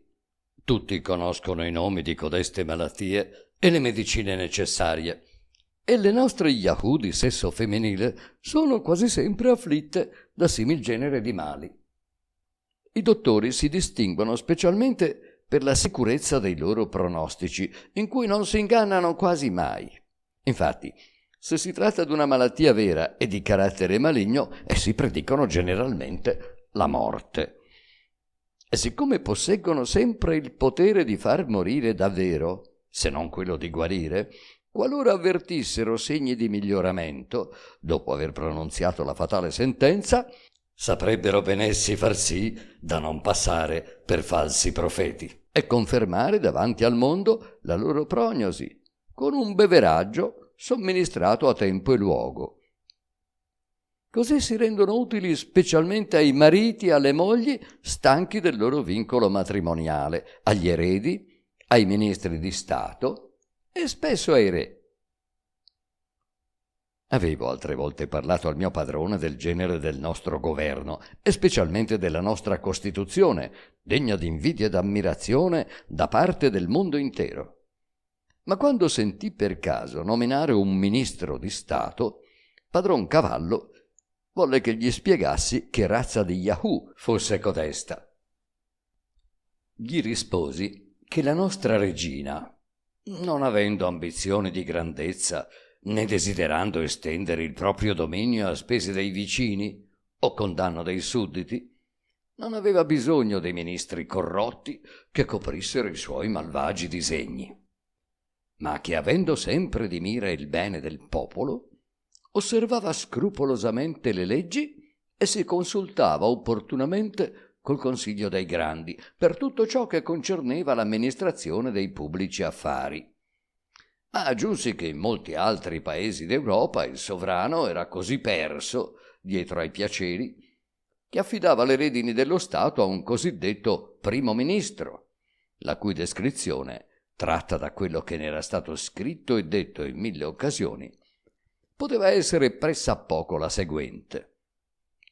Adunque, il primo ministro d'uno Stato soleva essere un Yahoo del tutto incapace di gioia o di tristezza, di amore o di odio, di pietà o di collera, o che almeno non doveva manifestare alcuna passione salvo l'ardente desiderio di conquistare ricchezze, potenza o titoli onorifici. Egli suole adoperare le parole per i più svariati usi, tranne che per esprimere il proprio pensiero, e non dice mai una verità, a meno che non sia per lo scopo di farla credere una menzogna. Coloro dei quali gli dice male dietro le spalle si trovano certamente sulla buona strada per avere una promozione, mentre chi venga da lui lodato in faccia o in presenza altrui si può ritenere un uomo perduto. La promessa di un ministro, specialmente se convalidata con un buon giuramento, costituisce il peggiore augurio del mondo e dopo averla ricevuta una persona di buon senso non può far altro che ritirarsi in buon ordine e lasciare ogni speranza. Ci sono 3 sistemi, soggiunsi, per arrivare al posto di primo ministro. Il primo consiste nel servirsi prudentemente di una moglie, d'una figlia o d'una sorella. Il secondo, di tradire o di minare sotto sotto il proprio predecessore. Il terzo, di distinguersi nelle pubbliche assemblee per un furioso zelo contro la corruzione della corte. Ma chi adopera quest'ultimo mezzo ha maggiori probabilità di essere prescelto da un sovrano di giudizio, perché gli oppositori più fanatici diventano sempre i ministri più servilmente sottomessi ai voleri e alle passioni del loro monarca.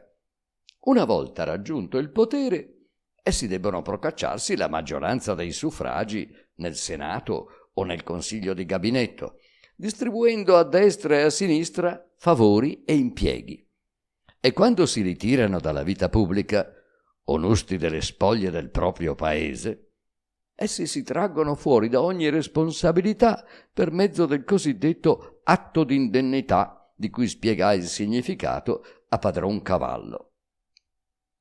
Il palazzo d'un primo ministro è una vera scuola dove si tirano sugli aspiranti a codesta professione. Pagi, servitori, uscieri imitano il loro padrone, sicché diventano altrettanti ministri, ciascuno per la propria sfera, e si perfezionano sempre più nei 3 principali rami dell'arte, che sono l'insolenza, la bugia e la corruzione.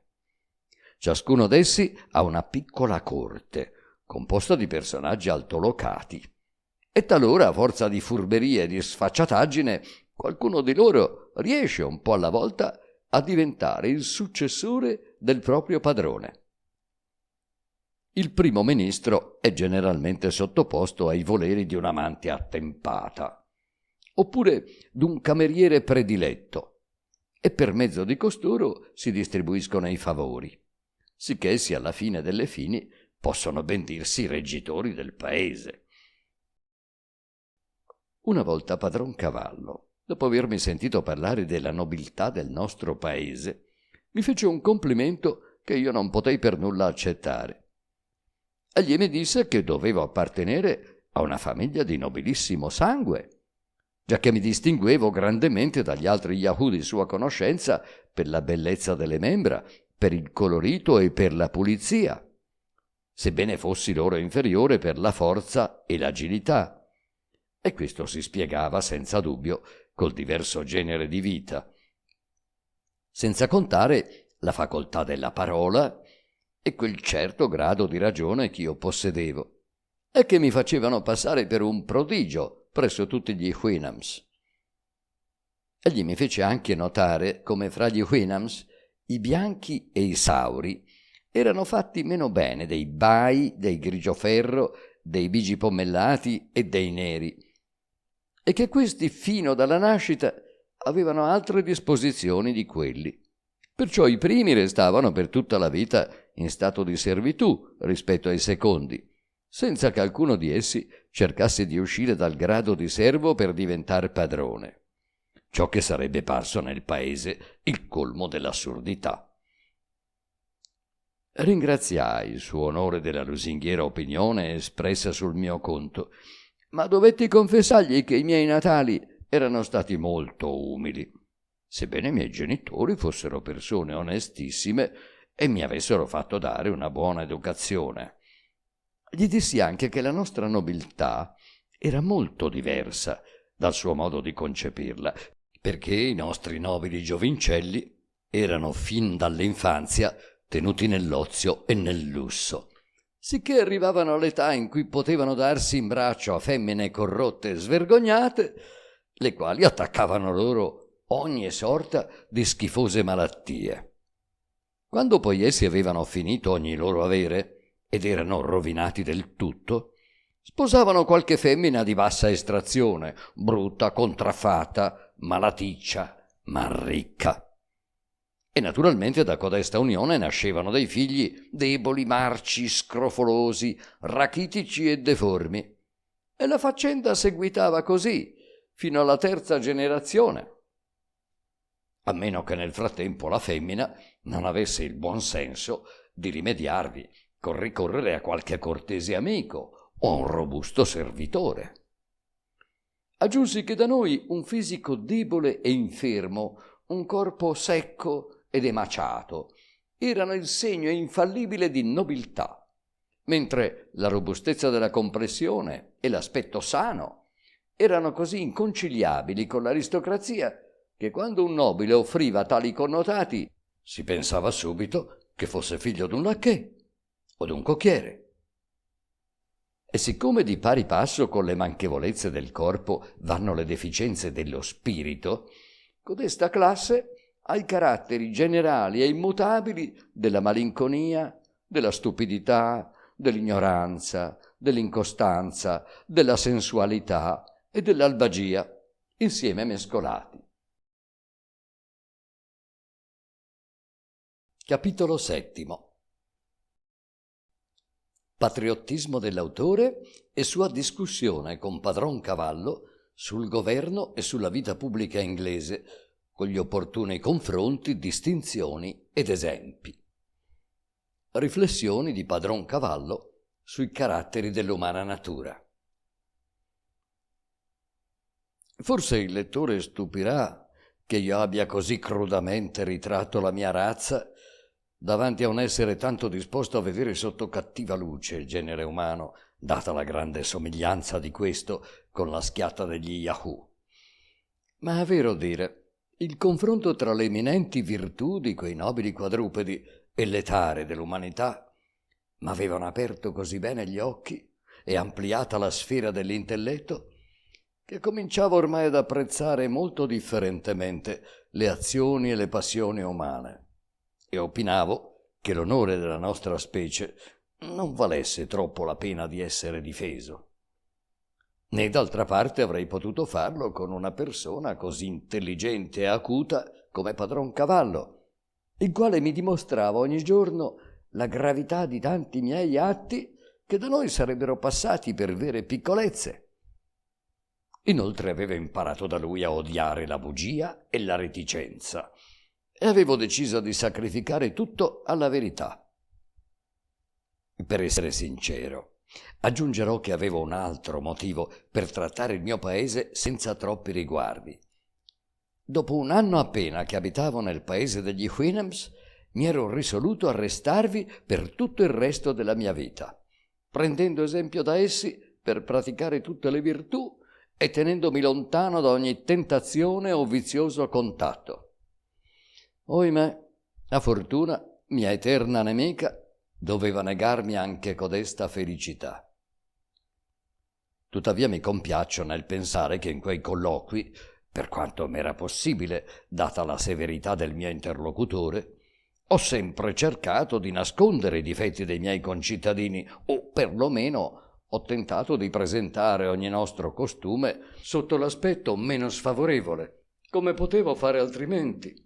Ognuno di noi non subisce forse e senza rimedio l'influenza dell'amore per il proprio paese natio. Per paura di diventar prolisso dovrò tagliar corto, restringendomi al semplice assunto delle conversazioni con padron Cavallo durante quasi tutto il tempo che rimasi presso di lui. Un giorno, dopo che avevo già risposto a tutte le sue domande e soddisfatto alla sua grande curiosità, mi mandò a chiamare di mattina presto e mi comandò di sedermi non troppo lontano da lui, onore che mi veniva concesso per la prima volta.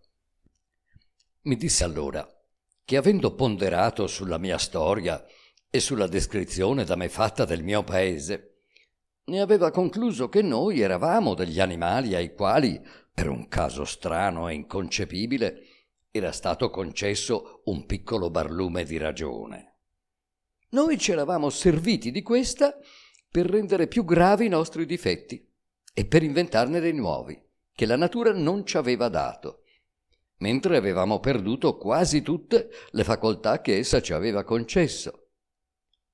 Avendo così straordinariamente accresciuti i nostri bisogni, dovevamo consumare tutte le nostre forze per tentare invano di soddisfarli con sempre nuove invenzioni. Quanto a me, era chiaro che non possedevo né la forza né la sveltezza di un Yahoo, che il mio modo di camminare sulle zampe di dietro era difettoso, che i miei artigli non mi potevano servire né alla difesa né ad alcun altro scopo, che persino il mio mento aveva perduto il pelo destinato a proteggerlo dal sole e dalle intemperie. Finalmente che nella corsa, come nella capacità di arrampicarmi sugli alberi, non potevo competere con i miei fratelli Yahoo. Così infatti egli si ostinava a chiamarli.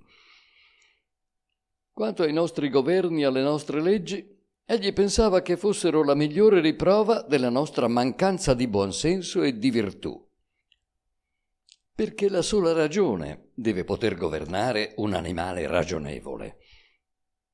Egli ci negava perciò questa qualità, basandosi su quanto gli avevo narrato, nonostante che si fosse accorto come avessi tentato spesso di lasciare nell'ombra parecchi particolari e di svisare anche la verità per mettere in miglior luce i miei concittadini.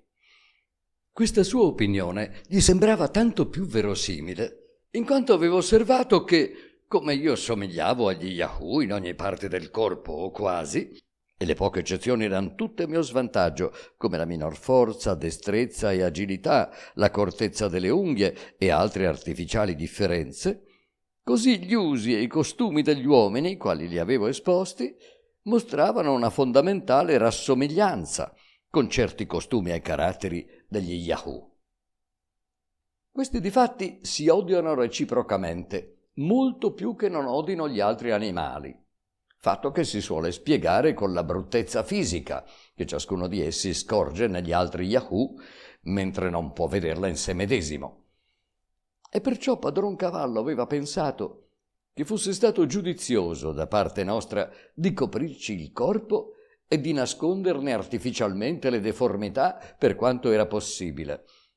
Ma ora si accorgeva che neppure questo ripiego serviva a nulla, perché le cause dei dissensi fra noi uomini, come fra gli Yahoo, persistevano egualmente. Se per esempio, egli diceva, si getta in mezzo a 5 Yahoo una quantità di cibo bastevole per 50, essi, invece di mettersi a mangiare in santa pace, si strappano reciprocamente i capelli e si afferrano per gli orecchi, sforzandosi ciascuno di prendere tutto per sé, tanto che quando mangiano all'aria aperta bisogna farli sorvegliare da un nostro servitore, e quando sono nella stalla occorre tenerli legati a una certa distanza l'uno dall'altro. Se qualche vacca muore per un accidente o di vecchiaia e uno Huinem non fa tempo a metterla da parte per cibo dei propri Yahoo, ecco tutti quelli del vicinato precipitarsi su codesta carogna e ingaggiare una zuffa simile a quelle che mi avete descritte. Gli Yahoo si fanno con gli artigli terribili ferite, ma non riescono quasi mai ad ammazzarsi, perché non hanno quegli strumenti micidiali di cui mi avete parlato. Altra volta gli Yahoo dei diversi quartieri si abbaruffano senza alcun motivo apparente e quelli di un quartiere sogliono sempre spiare il momento opportuno per assalire quelli di un quartiere diverso, quando meno se l'aspettano. Se però la sorpresa non riesce, tornano a casa loro e, non potendo sfogarsi coi nemici, si divertono a fare quella che voi chiamate guerra civile. In alcune regioni dell'isola si trovano certe pietre luccicanti e variopinte, di cui gli Yahoo sono amantissimi, e siccome generalmente quelle pietruzze sono affondate in terra, essi faticano per molti giorni a scavare con le unghie finché non le abbiano messe allo scoperto. Allora le staccano dal suolo e le vanno a nascondere con premura nelle loro mangiatoie, stando ben attenti che nessuno dei loro compagni se ne accorga. Non mi è mai riuscito di capire, seguitava padron Cavallo, il motivo di codesta strana passione, né l'uso che essi possano fare di quelle pietruzze. Ma mi pare che ciò si spieghi con un istinto simile a quello dell'avarizia che mi avete descritto come proprio della specie umana. Una volta, per fare un esperimento, portai via di nascosto uno di codesti tesori. Quando la bestiaccia che l'aveva accumulato se ne accorse, cominciò a strillar così forte da far accorrere tutto il branco. Allora si mise a mordere e a graffiare i suoi compagni. Infine il suo furore diede luogo a una specie di malinconia e non volle più mangiare, né bere, né lavorare, finché non ordinai a un mio servitore di rimettere le pietre nel nascondiglio dove stavano prima. Quando lo Yahoo ebbe ritrovato il suo tesoro, tornò d'ottimo umore e da allora in poi è stato docile e servizievole. Però si è affrettato a riporre il tesoro in un luogo più nascosto. Padron Cavallo mi disse anche, e mi fece osservare coi miei occhi, che più frequenti e feroci erano le baruffe degli Yahoo nei territori dove abbondavano quelle pietre, giacché tutti gli Yahoo dei paesi vicini vi facevano frequenti incursioni. Spesso succedeva che, mentre due Yahoo si picchiavano per decidere a chi doveva restare una pietra, che avevano scoperto insieme, ne sopraggiungeva un terzo che portava via la pietra. Il padrone insinuò che questi episodi potevano paragonarsi ai nostri processi, e io, per non svergognare troppo il mio paese, non volli disingannarlo, sebbene pensassi che da noi la faccenda procede in modo ancora più ingiusto, perché nel caso degli Yahoo i due contendenti potevano perdere tutt'al più ciò che era oggetto della loro contesa, mentre nei processi innanzi ai nostri tribunali querelante e convenuto non se la cavavano prima d'aver dato fondo a tutto quanto possedevano. Ma l'istinto più ributtante degli Yahoo, seguitava il mio padrone, è quello che li porta a trangugiare avidamente tutto ciò che trovano, erbe, radici, frutta, carni frolle, oppure una mescolanza di tutte queste sostanze. Ed è curioso come si preferiscano sempre un cibo rubato o estorto con la violenza a quello che possono trovare nella loro mangiatoia, anche se eccellente. E si mangiano finché hanno alimenti davanti a sé e si riducono sul punto di scoppiare. Allora ricorrono a una certa radice che l'istinto fa loro ritrovare e per mezzo della quale si procurano una grande evacuazione. Vi è anche un'altra radice assai saporita ma piuttosto rara, che a quanto mi disse il padrone, gli Yahoo adoperano volentieri per succhiarla, ricavandone gli stessi effetti che noi otteniamo dal vino. Infatti, dopo averne succhiato, ora si fanno carezze, ora si graffiano con rabbia, urlano, fanno sberleffi, pronunziano a precipizio suoni inarticolati, barcollano nel camminare e finalmente cascano lunghi distesi in terra.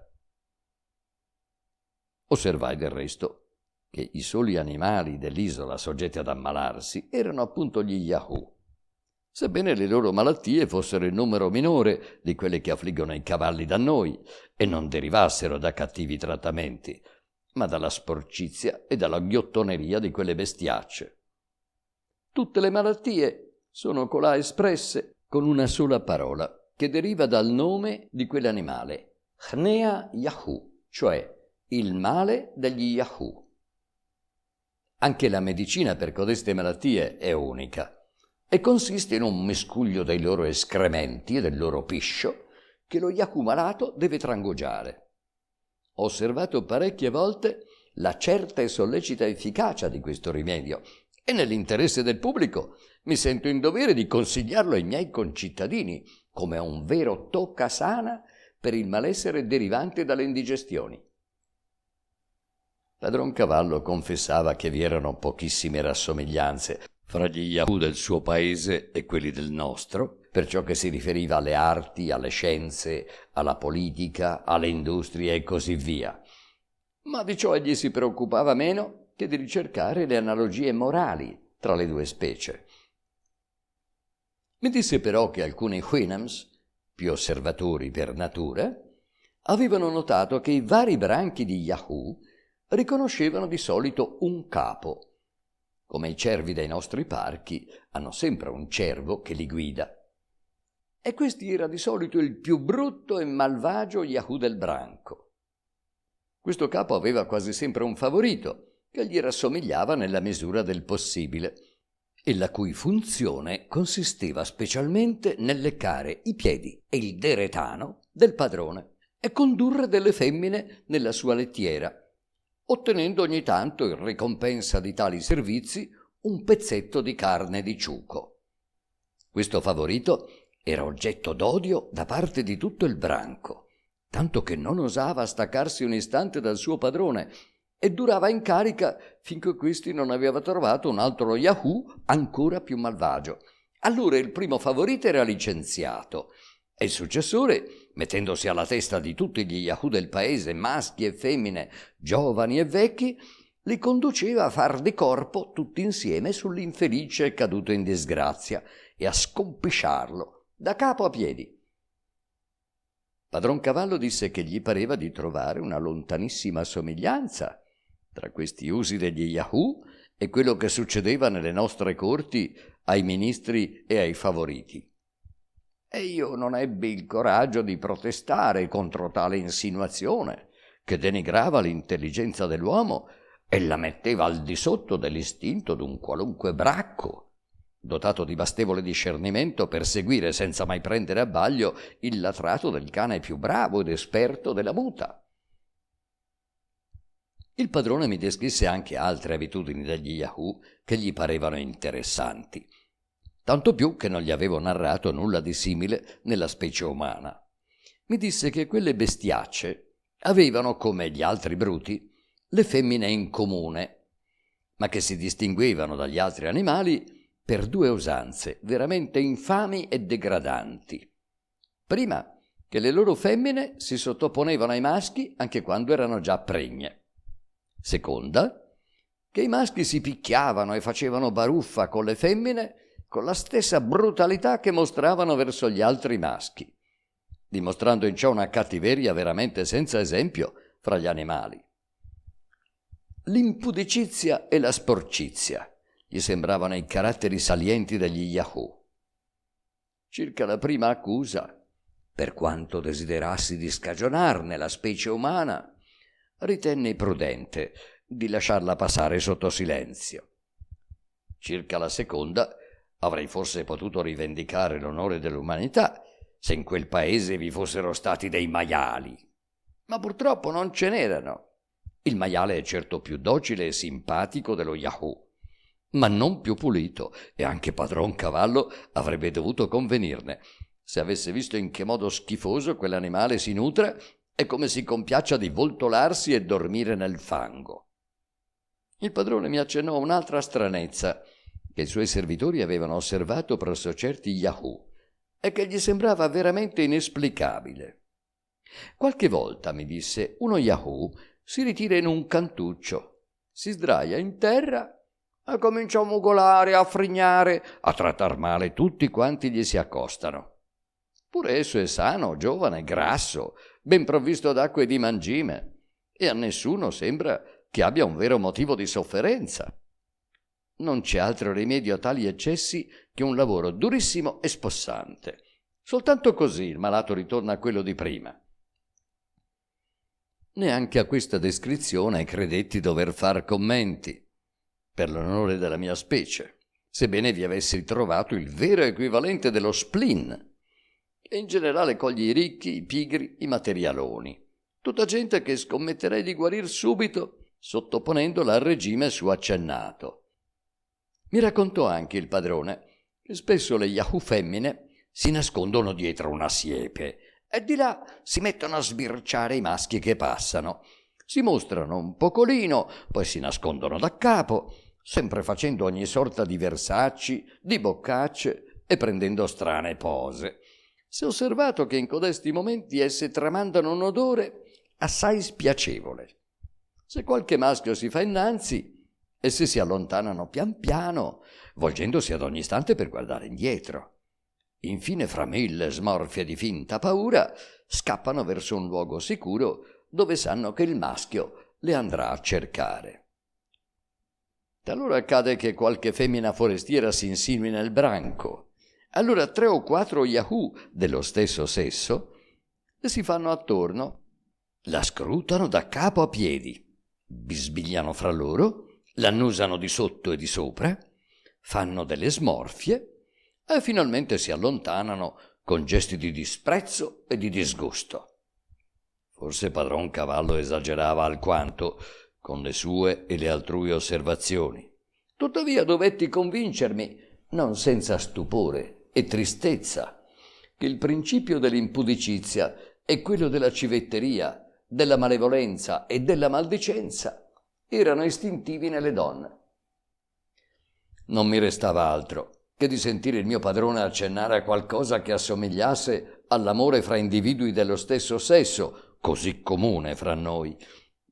Ma pare che la natura non sia capace di per se stessa di insegnare cotali raffinatezze, che restano prodotti esclusivi della civiltà e della ragione, quali si trovano soltanto nel nostro emisfero.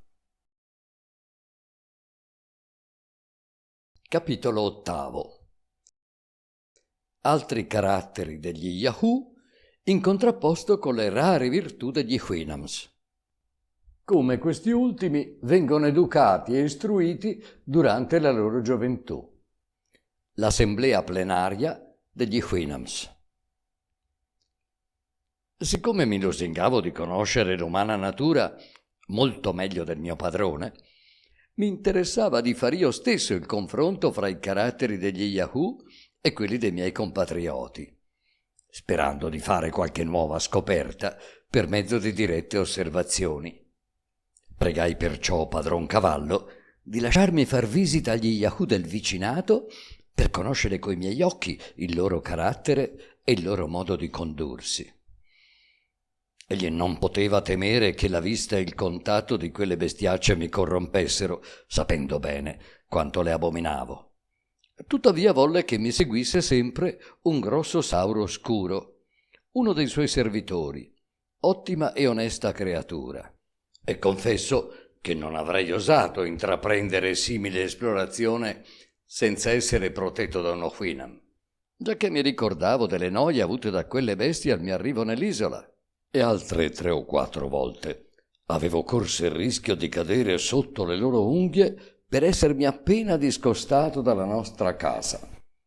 Qualche volta, mentre il sauro mi faceva buona guardia, mi era accaduto di spogliarmi alquanto in presenza degli Yahoo, facendo vedere loro il petto e le braccia ignudi, così che dubito che costoro mi ritenessero senz'altro uno della loro razza. Tanto è vero che subito cercavano di avvicinarsi e si mettevano a copiare i miei gesti, a guisa delle scimmie, sempre però manifestando verso di me una forte antipatia. Così appunto le scimmie selvagge sono solite di perseguitare uno scimmiotto addomesticato che vedano fornito di cappello e di calzoni. Straordinaria è la sveltezza di quelle bestie fin dalla loro infanzia. Presi una volta uno Yahoo maschio di 3 anni e cercai di farlo star buono a forza di carezze, ma quel demonio cominciò a strillare, a graffiare, a mordere con tanta furia che dovetti lasciarlo andare. E ben feci, perché già gli Yahoo accorrevano a frotte, attratti dalle grida del piccino. Ma vedendo che questo si era messo in salvo e che il Sauro mi stava vicino, non ardirono d'accostarsi. Intanto avevo potuto notare che il corpo del piccolo Yahoo tramandava un puzzo speciale, che ricordava un po' quello della volpe e un po' quello della faina, ma in peggio. M'ero scordato anche di raccontare, e forse il lettore lo avrebbe preferito, che mentre tenevo fra le braccia quello schifoso esserino, esso mi scaricò addosso i suoi orribili escrementi, gialli e sciolti, che mi insozzarono tutto il vestito. Per fortuna era lì vicino un rivo in cui potei lavarmi alla meglio.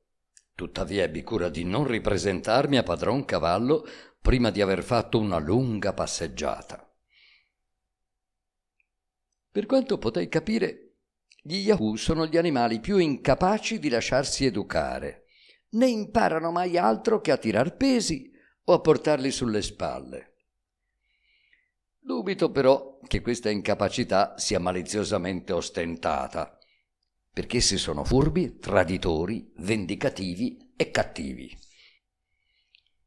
Vigliacchissimi, ad onta della loro gran forza, sono per conseguenza anche insolenti, abietti e crudeli, e quelli di pelo rosso appaiono a quanto sembra anche peggiori degli altri e più portati alla libidine, come anche si distinguono per robustezza e laboriosità. Gli Yahoo domestici sono tenuti dagli Houyhnhnms, loro padroni, in capanne vicine alle loro case, ma tutti gli altri vengono mandati in libertà attraverso la campagna, dove essi scavano radici, si nutrono di alcune erbe, cercano le carogne e acchiappano talpe o luhims, specie di sorci campagnoli di cui sono ghiottissimi. L'istinto ha insegnato loro a scavarsi con le unghie delle buche fonde sui fianchi dei rialzi del terreno, ove essi si rifugiano per dormire. Le buche delle femmine sono un po' più grandi e c'è posto anche per 2 o 3 piccoli. Fin dall'infanzia essi sanno nuotare come ranocchi e possono anche stare un pezzo sott'acqua. Così le femmine acchiappano i pesci per portarli ai loro piccini. Mi accade anzi a questo proposito una curiosa avventura che il lettore non rifiuterà d'ascoltare. Passeggiando in una giornata caldissima lungo un fiume in compagnia del Sauro mio protettore, gli chiesi il permesso di fare un bagno. Avutolo, mi spogliai nudo ed entrai tranquillamente nell'acqua. Una Yahoo femmina, che stando nascosta dietro una siepe m'aveva visto spogliare, eccitata dalla libidine, almeno il mio compagno ed io supponemmo questo, prese la rincorsa e si venne a tuffare nel fiume a 5 passi da me. Non avevo mai avuto tanta paura in vita mia. Cominciai a gridare disperatamente. Il Sauro, che passeggiava a qualche distanza, senza dubitare di nulla, sopraggiunse di galoppo al mio richiamo. Ma intanto costei mi aveva abbracciato in molto sconcia maniera. Ci volle del bello e del buono per costringerla a lasciarmi, e dopo saltò sulla sponda opposta, ove restò a guardarmi berciando tutto il tempo che mi occorse per rivestirmi. Questa comica avventura fece ridere moltissimo padron cavallo e tutti i suoi, ma io ne restai umiliatissimo, perché non potevo più negare di essere un vero Yahoo, almeno per la fattura del corpo, una volta che le femmine di quella specie si sentivano attratte verso di me. Si noti anche che la bestia che mi aveva assalito non era neppure di pelo rosso. il che avrebbe spiegato la sua sensualità un po' smodata. Ma era di pelame nero, come una prugna selvatica. E non mi parve neppure così ripugnante come tutte le altre femmine Yahoo. Credo che potesse avere al massimo 11 anni.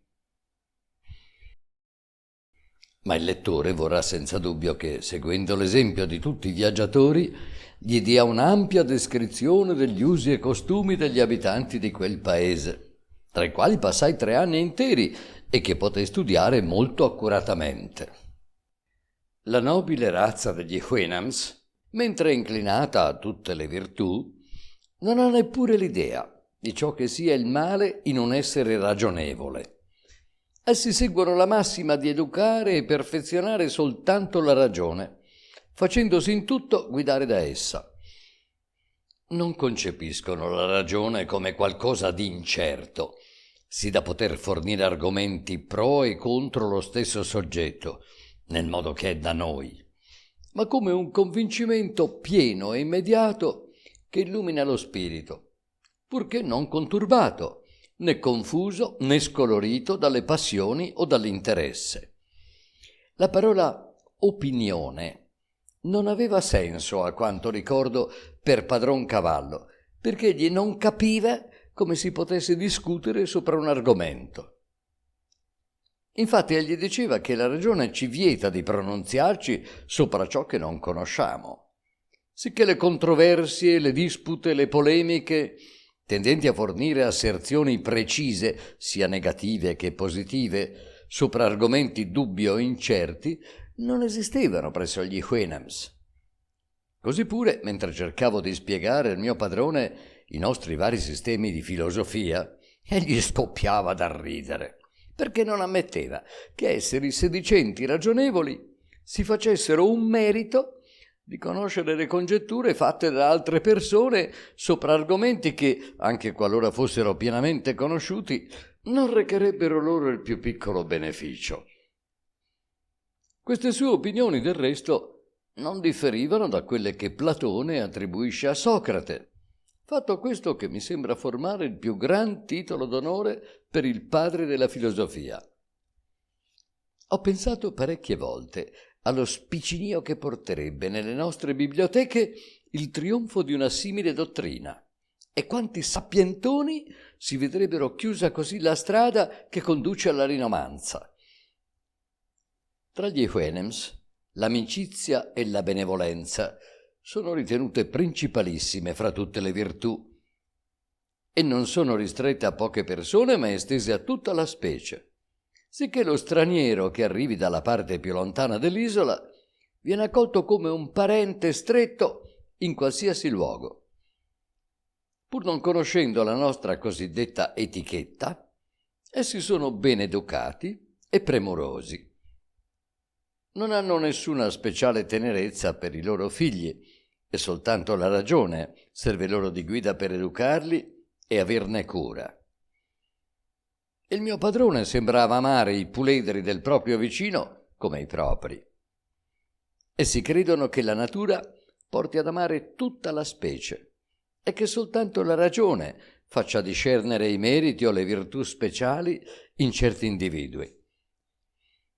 Quando una mamma Houyhnhnm ha partorito un figlio di ciascun sesso, evita d'avere ulteriori rapporti col marito, e gli sposi si accoppiano di nuovo solo nel caso, assai raro, che uno dei loro figli venga a morire. Se poi la sposa non è più in età da generare, un'altra coppia fornisce alla prima un puledro e ricomincia per suo conto una nuova luna di miele finché non le nasca un nuovo figlio. Così il paese non è mai troppo popolato. Però gli Houyhnhnms del basso popolo non sono troppo scrupolosi su codesto punto e vien loro concesso di allevare fino a 3 maschi e 3 femmine per coppia, affinché possano andare a servire nelle famiglie più distinte. I loro matrimoni sono fatti in modo da sortire i colori, sì che venga evitata ogni mescolanza brutta a vedersi. La qualità più apprezzata per i maschi è la forza e per le femmine la bellezza, non già riguardo alle cose d'amore, ma per impedire la degenerazione della razza. Infatti, se una femmina si distingue per la sua forza, si guarderà piuttosto alla bellezza dello sposo che le viene destinato. Essi non hanno idea di ciò che siano amoreggiamenti, galanteria, doni, doti, assegni. E non esistono nella loro lingua parole equivalenti. I giovani si uniscono soltanto per obbedire ai genitori e agli amici, considerando questo fatto come una necessità della vita per gli esseri ragionevoli, tanto più che ogni giorno vedono gli altri contenersi in tal guisa. Ma essi non conoscono l'adulterio, né qualsiasi altro atto impuro, e marito e moglie passano la vita avendo l'uno per l'altra l'amicizia e la bontà che avrebbero per qualunque altro individuo della loro specie in cui si imbattessero. Né fra loro si conosce gelosia o malumore, né accadono bronci o litigi. Il loro metodo di educare i figli è ammirevole e degno davvero di imitazione. Fino a 18 anni essi non possono assaggiare neppure un chicco d'avena, fuori che in giorni stabiliti. Anche il latte viene loro fornito assai parcamente. D'estate hanno 2 ore la mattina e 2 la sera per andare al pascolo coi loro genitori, però i domestici vi impiegano un'ora soltanto e portano a casa l'erba avanzata per poterla mangiare a tempo debito e nei momenti di riposo. Ambedue i sessi sono educati alla temperanza, al lavoro, alla fatica, alla pulizia. E padron Cavallo riteneva mostruoso l'uso nostro di tirar su le femmine diversamente dai maschi, a meno che non fosse per pochi punti di economia domestica. In tal modo, diceva egli a ragione, la maggior parte delle vostre femmine son buone soltanto a mettere al mondo dei figlioli. E affidare l'educazione di questi a esseri così bassi come le nostre donne gli pareva il colmo della bestialità. Gli Houyhnhnms, fin dalla giovinezza, sviluppano la loro forza, prodezza e agilità, esercitandosi a salire di corsa le colline e a galoppare su terreno sassoso. Quando i puledri sono grondanti di sudore, vengono costretti a immergersi in uno stagno o in un fiume fin sopra gli orecchi. 4 volte all'anno la gioventù di ogni provincia si riunisce per far mostra di sveltezza nella corsa, nel salto e in altri esercizi di forza e di agilità. E il vincitore, maschio o femmina, è celebrato con una canzone.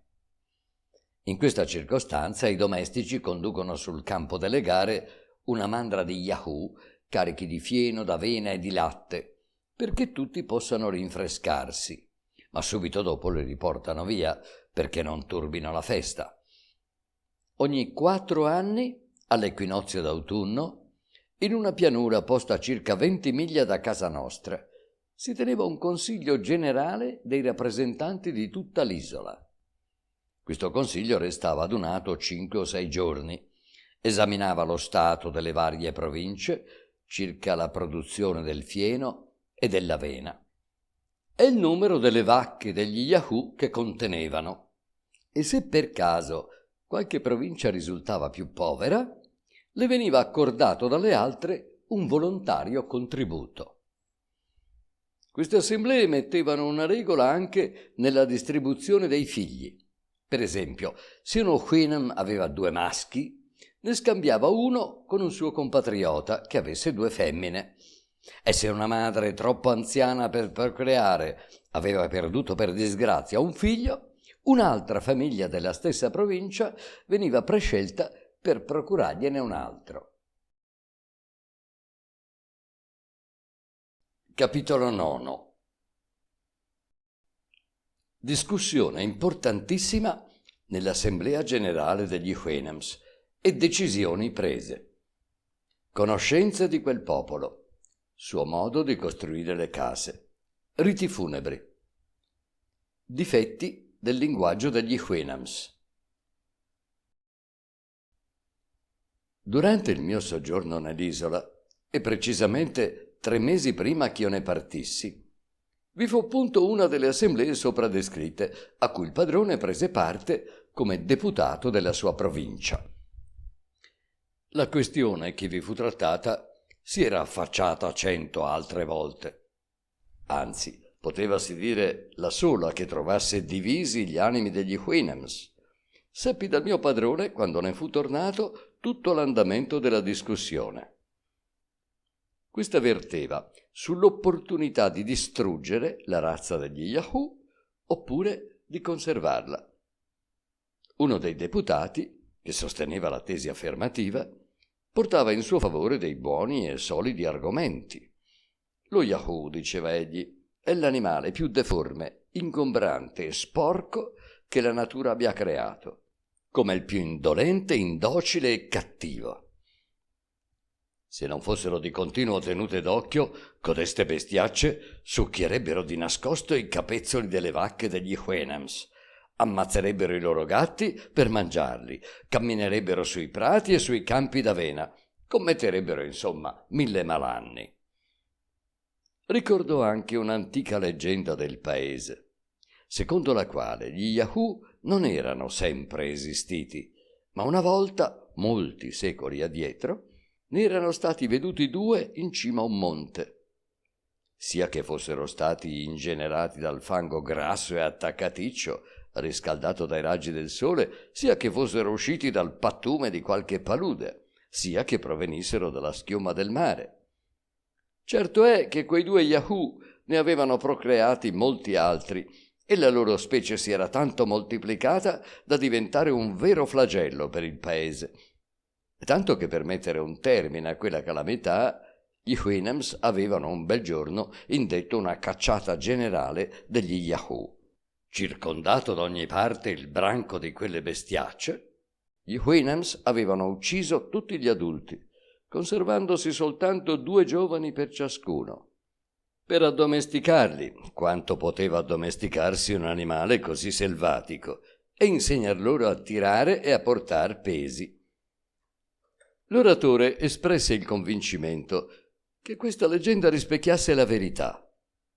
Del resto, lo stesso odio che gli Houyhnhnms e tutti gli altri animali nutrivano per gli Yahoo dimostrava che essi non erano il Niamski, ossia aborigeni, perché quel sentimento, quantunque meritato dagli Yahoo per la loro malvagia natura, avrebbe perduto la sua violenza col tempo, se aborigeni fossero stati. Dimostrò che gli abitanti del paese avevano commesso una solenne sciocchezza nell'addomesticare gli Yahoo, invece di servirsi degli asini, animali docili, miti, pacifici, obbedienti, sobri, infaticabili, privi di cattivo odore, fortissimi nel lavoro, benché meno agili degli Yahoo, e afflitti solo da una voce alquanto sgradevole, ma sempre preferibile alle orribili grida degli Yahoo. Quando molti altri deputati, con varia eloquenza, ebbero parlato sull'argomento, padron Cavallo si alzò per fare una giudiziosa proposta, che io con la mia stessa presenza gli avevo suggerito. Ritornando sopra la tradizione popolare di cui aveva parlato l'onorevole preopinante, il mio padrone la confermò in tutto e per tutto, ma aggiunse di essere convinto che quei 2 primitivi Yahoo fossero giunti nell'isola da qualche paese di là dal mare e fossero stati quivi abbandonati dai loro compagni. Essi si erano rifugiati nelle foreste montane e con l'andar del tempo la natura loro e dei loro discendenti si era trasformata in selvaggia e feroce, in modo da non somigliare più affatto a quella della stessa razza nel paese d'origine. Egli sostenne questa tesi narrando come da qualche tempo avesse in casa un Yahoo meraviglioso, che sarei stato io, di cui molti membri dell'assemblea avevano sentito parlare e che qualcuno aveva anche veduto. Fece allora il racconto del mio arrivo nell'isola e delle avventure che mi avevano quivi condotto. Disse che mi coprivo il corpo con un rivestimento speciale, fatto di peli e di pelli di bestie, e che avendomi egli veduto nudo, poteva garantire che io ero un perfetto Yahoo, soltanto più bianco di pelle, meno peloso e provvisto di deboli unghie. Disse che parlavo una lingua mia propria e che avevo perfettamente imparato la loro. Questo Yahoo forestiero, continuò padron Cavallo, ha cercato di spiegarmi che nel suo paese e in molti altri da lui visitati i soli animali ragionevoli e dominanti sono gli Yahoo, i quali tengono gli Houyhnhnms come schiavi. Costui ha tutto il fisico dei nostri Yahoo, solo è più incivilito, possedendo un principio di ragione, inferiore a quella degli Houyhnhnms, quanto superiore all'istinto dei nostri Yahoo. Padron Cavallo riferì anche, fra le varie cose che gli avevo narrato, l'uso di castrare gli Houyhnhnms giovani per renderli più docili e sottomessi, operazione facile e punto pericolosa. Aggiunse che non è vergogna imitare i bruti in quello che essi fanno di giudizioso, tanto è vero che dalle formiche si impara a essere industri e previdenti, e dalle rondini, così traduco la parola lian, sebbene quell'uccello sia assai più grosso, l'arte di fabbricarsi le case. Si potrebbe dunque, disse il mio padrone, introdurre da noi l'uso di castrare i giovani Yahoo, rendendoli più miti, obbedienti e sottomessi, e al tempo medesimo ottenendo lo scopo di distruggerne la specie senza togliere ad alcuno la vita. Intanto sarebbe stato opportuno invitare gli Houyhnhnms a educare la razza degli asini, i quali, oltre ad essere assai migliori lavoratori degli Yahoo, hanno anche il merito di poter lavorare fin dall'età di 5 anni, mentre gli Yahoo fino a 12 non sono buoni a niente. Questo dunque mi riferì il padrone sulla discussione che avveniva nell'assemblea, ma gli aggiunse anche qualche altro particolare che si riferiva alla mia persona e di cui provai presto le funeste conseguenze, come dirò fra poco. Da allora cominciò il periodo più disgraziato della mia vita. Gli Houyhnhnms non conoscono la scrittura e la tradizione forma la base di ogni loro scienza. Ma i fatti storici non affaticano soverchiamente la loro memoria, tanto pochi ne accadono presso quel popolo concorde, virtuoso e governato in tutto dalla ragione. Ho già detto che essi non si ammalavano mai e non avevano perciò bisogno di medici, pur possedendo eccellenti specifici vegetali per guarire le contusioni e le ferite riportate per caso agli zoccoli o ai garretti. Essi non conoscono la divisione del tempo in settimane e calcolano soltanto gli anni e le loro frazioni dalle rivoluzioni del Sole e della Luna, che conoscono assai bene. Si rendono anche conto delle eclissi e tutta la loro astronomia finisce qui. Bisogna però confessare che nella poesia la vincono sopra qualunque altra razza mortale. Inimitabili sono la giustezza dei loro paragoni, l'evidenza delle loro descrizioni. Figure che abbondano nei loro versi. Questi generalmente contengono l'esaltazione dei sentimenti amicali e sociali, oppure l'elogio ai vincitori delle corse o degli altri esercizi ginnastici. Hanno case semplici e rustiche, ma comode e ben riparate dal freddo e dal caldo. Ecco là un albero che a 40 anni d'età si indebolisce nelle barbe e cade al primo urto del vento. I Houyhnhnms, che non conoscono l'uso del ferro, aguzzano con una pietra tagliente i tronchi di questi alberi, li piantano in terra a 10 pollici di distanza l'uno dall'altro e riempiono gli interstizi con stuoie fatte di paglia d'avena. Nello stesso modo fanno il tetto e le porte. Essi si servono della concavità che si trova fra il garretto e l'unghia dei loro piedi anteriori, come noi ci serviamo delle mani, così destramente da farmi in principio stupire. Vidi perfino una giumenta bianca, in casa del padrone, infilare in tal modo un ago che le avevo prestato apposta.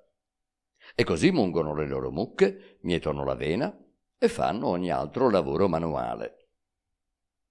Posseggono anche una specie di ciottolo durissimo con cui scheggiano altre pietre, sì da foggiarle a guisa di asce, cunei, martelli e altri strumenti, come falcetti per tagliare il fieno e l'avena, che crescono spontaneamente per i campi. Gli Yahoo tirano i carri pieni di covoni, che i servi ripongono in certe capanne, per estrarne poi i grani d'avena che vengono conservati nei magazzini. Fabbricano anche dei vasi grossolani di legno e di terra cotta al sole. Salvo il caso di disgrazie, gli Houyhnhnms muoiono soltanto di vecchiaia e vengono sepolti nel luogo più oscuro e riparato che si possa trovare. Parenti e amici non mostrano gioia né tristezza per la dipartita e lo stesso moribondo non si duole di lasciare la vita. Pare quasi che dopo aver fatto una visita ai suoi vicini si congedi da essi per tornare a casa sua. Ricordo che un giorno, avendo padron Cavallo invitato presso di sé per un'importante faccenda un suo amico con tutta la famiglia, vedemmo arrivare con un po' di ritardo soltanto la signora e i 2 figli. Ella scusò prima il marito, il quale la mattina era snum, parola molto espressiva e quasi intraducibile, che significa pressappoco colui che è tornato presso la prima madre. Quindi scusò anche il proprio ritardo, dicendo che il marito era morto a ora piuttosto avanzata. Ed essa aveva dovuto prendere accordi con la gente di casa per trovare un posto conveniente per la sepoltura.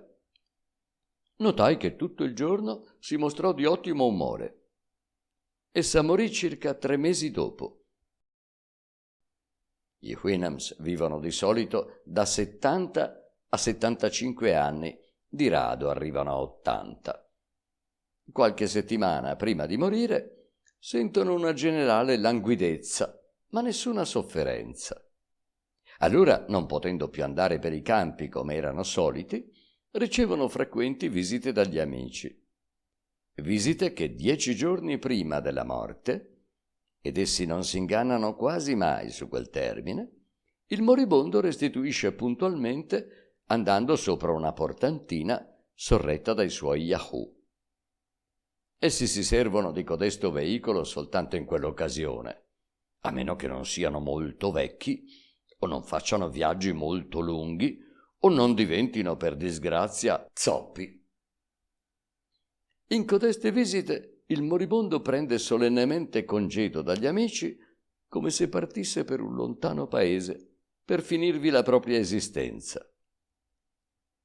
È anche degno di nota che la lingua degli Houyhnhnms non contiene parole proprie per designare ciò che è cattivo, sì che devono ricorrere a metafore tratte dai vizi e dalle perfidie degli Yahoo. Per esempio, volendo esprimere una sbadataggine commessa da un servo, la marachella d'un loro figlio, la ferita riportata a un piede a causa di un sasso, il cattivo tempo e simili, essi nominano semplicemente tutte codeste cose, aggiungendovi la parola Yahoo. Così, per rendere i concetti sopra enunciati, essi diranno Yahoo, una holm Yahoo, in mldulma Yahoo. E per rappresentare una cosa fatta male, diranno in holmronnu Yahoo. Vorrei stendermi ancora sui virtuosi costumi di quella nobilissima popolazione, ma preferisco rinviare il lettore a un altro libro che presto pubblicherò, tutto dedicato a quell'argomento. Ora bisogna che io narri la disgraziata avventura che mi sopraggiunse.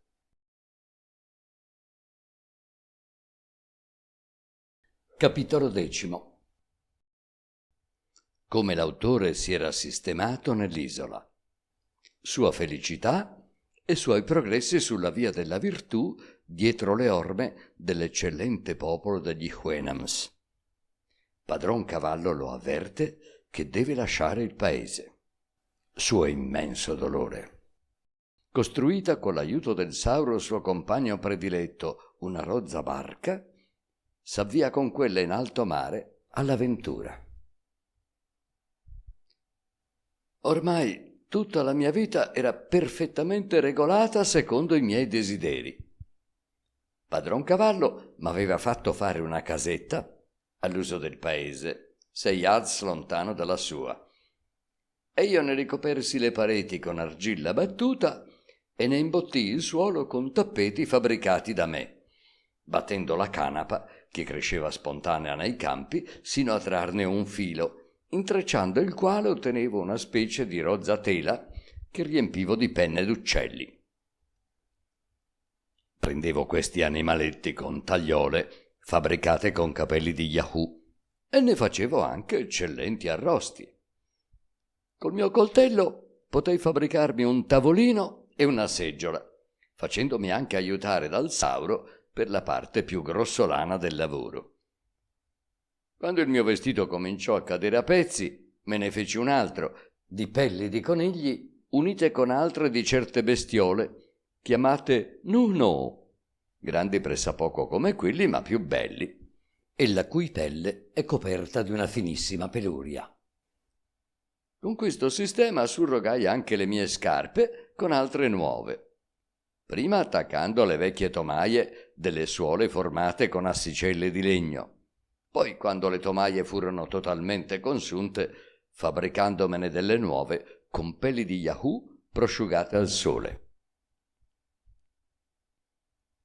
Talora riuscivo a trovare del miele nei tronchi degli alberi e lo mangiavo col mio pane d'avena. M'accorsi una volta di più della verità di questi 2 assiomi. La natura si appaga di poco e necessità è madre d'industria. Godevo di una perfetta salute e di una completa tranquillità. Non avevo da temere il tradimento o l'incostanza di un amico, né le offese di un nemico, aperto o nascosto.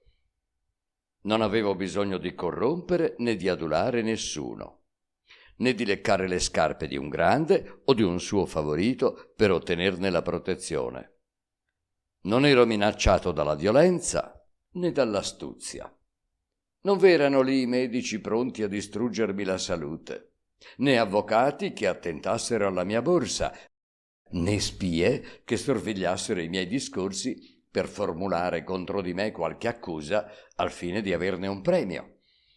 Né v'erano critici, imbroglioni, ciarlatani, ladri, tagliaborse, rompicolli, cavalocchi, corruttori, buffoni, giocatori, uomini politici, né begli spiriti, chiacchieroni noiosi e vuoti, amatori di discussioni, seduttori, assassini o cantanti, né caporioni, né partigiani, né gente che incoraggiasse il vizio con l'esempio, né prigioni, né patiboli, né scuri, né forche, né mercanti, né artigiani farabutti, né vanità, orgoglio, ipocrisia, né vantatori, né fatui, né ubriachi, né prostitute, né malattie sconce, né donne litigiose, disoneste, spenderecce, né pedanti stupidi e altezzosi, né compagni importuni, esigenti, rumorosi, urloni, attaccabrighe, pretenziosi,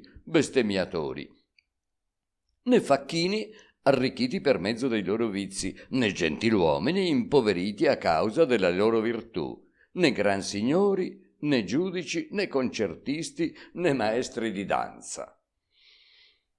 Avevo frequenti colloqui con gli amici del padrone quando venivano a casa. Infatti padron Cavallo mi lasciava sempre restare con essi affinché profittassi della loro conversazione, e tutti si compiacevano di farmi delle domande e di ascoltare le mie risposte. Accompagnavo anche il padrone nelle sue visite, ma allora cercavo sempre di tacere, a meno che non fossi interrogato, per non perdere l'occasione di istruirmi, giacché avevo tutto da guadagnare a restare semplice uditore in quei colloqui dove non si diceva una parola inutile e si adopravano le espressioni più concise ed efficaci. Vi si conservava, come ho già detto, Una grande reciproca cortesia, ma senza nessuna etichetta, e chi parlava era certo di procurare agli altri tanto piacere quanto egli stesso ne provava. Non vi era mai noia, né asprezza, né mania di contraddire o di interrompere, né enfasi. E si osservavano la regola di tacere ogni tanto per qualche minuto, affinché durante la tregua il loro spirito formasse nuove idee e la conversazione diventasse poi più viva e animata. E io trovo che facevano bene. I loro argomenti prediletti erano l'amicizia, la solidarietà, l'ordine, l'economia, o anche i fenomeni della natura, le antiche leggende, i limiti della virtù, le norme della ragione, o infine qualche partito da prendersi in una prossima assemblea. Spesso anche parlavano dei meriti e dei requisiti della poesia. Anch'io, nella mia modestia, fornivo loro argomento di discussione, perché la mia presenza dava occasione a padron Cavallo di raccontare la mia storia e quella del mio paese, suscitando osservazioni pochissimo consolanti per la specie umana, tanto che farò a meno di riferirle. Dirò soltanto che stupivo nel vedere come il mio padrone conoscesse anche meglio di me la natura dei nostri Yahoo, dei quali descriveva i vizi e le pazzie, scoprendone anche delle nuove, in modo assai semplice, cioè immaginando di che cosa sarebbero stati capaci gli Yahoo del suo paese se avessero avuto un po' di intelligenza. E le sue ipotesi mi parevano indovinatissime. Devo dire francamente che ho attinto nelle sagge lezioni del mio maestro e nei colloqui dei suoi amici quel poco di buonsenso e di filosofia che oggi posseggo, e mi vanto più d'aver ascoltato quegli Houyhnhnms di quanto non mi vanterei d'aver parlato autorevolmente davanti alle più maestose e savie assemblee d'Europa. La forza, la bellezza, la sveltezza di quegli abitanti mi stupivano, e quell'unione di sì rare virtù con tanta amabilità mi ispirava un immenso rispetto, che non era quel sentimento istintivo provato dagli Yahoo o dagli altri animali verso gli Houyhnhnms, ma s'era formato a poco, più presto che non credessi. Adesso aggiungevo un riverente amore e una sincera gratitudine per la bontà che costoro mi dimostravano, distinguendomi dal resto della mia razza. Se pensavo alla mia famiglia, ai miei amici e concittadini, agli uomini in genere, li concepivo come veri Yahoo. Appena forse un po' più inciviliti e dotati della favella, ma capaci soltanto di servirsi della ragione per acuire e moltiplicare i loro vizi, mentre almeno i loro simili dell'isola dove stavo avevano soltanto i vizi dati loro dalla natura. Guai se mi accadeva di specchiarmi in un lago o in una fonte, distoglievo gli occhi con orrore dalla mia immagine, che mi ripugnava ancor più della vista di uno Yahoo qualunque.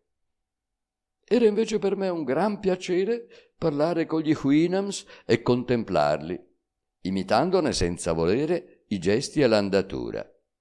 Sì che questa è diventata per me un'abitudine. Spesso, anche oggi, gli amici mi fanno osservare bruscamente che trotto come un cavallo, e questo mi pare un complimento molto lusinghiero. Nel parlare mi accade spesso di assumere un accento simile a quello degli Houyhnhnms, e non mi vergogno affatto di esser canzonato per questo motivo. Fra tanta felicità, che speravo potesse durare tutta la vita, ecco che una mattina, più presto del solito, padron Cavallo mi fece chiamare.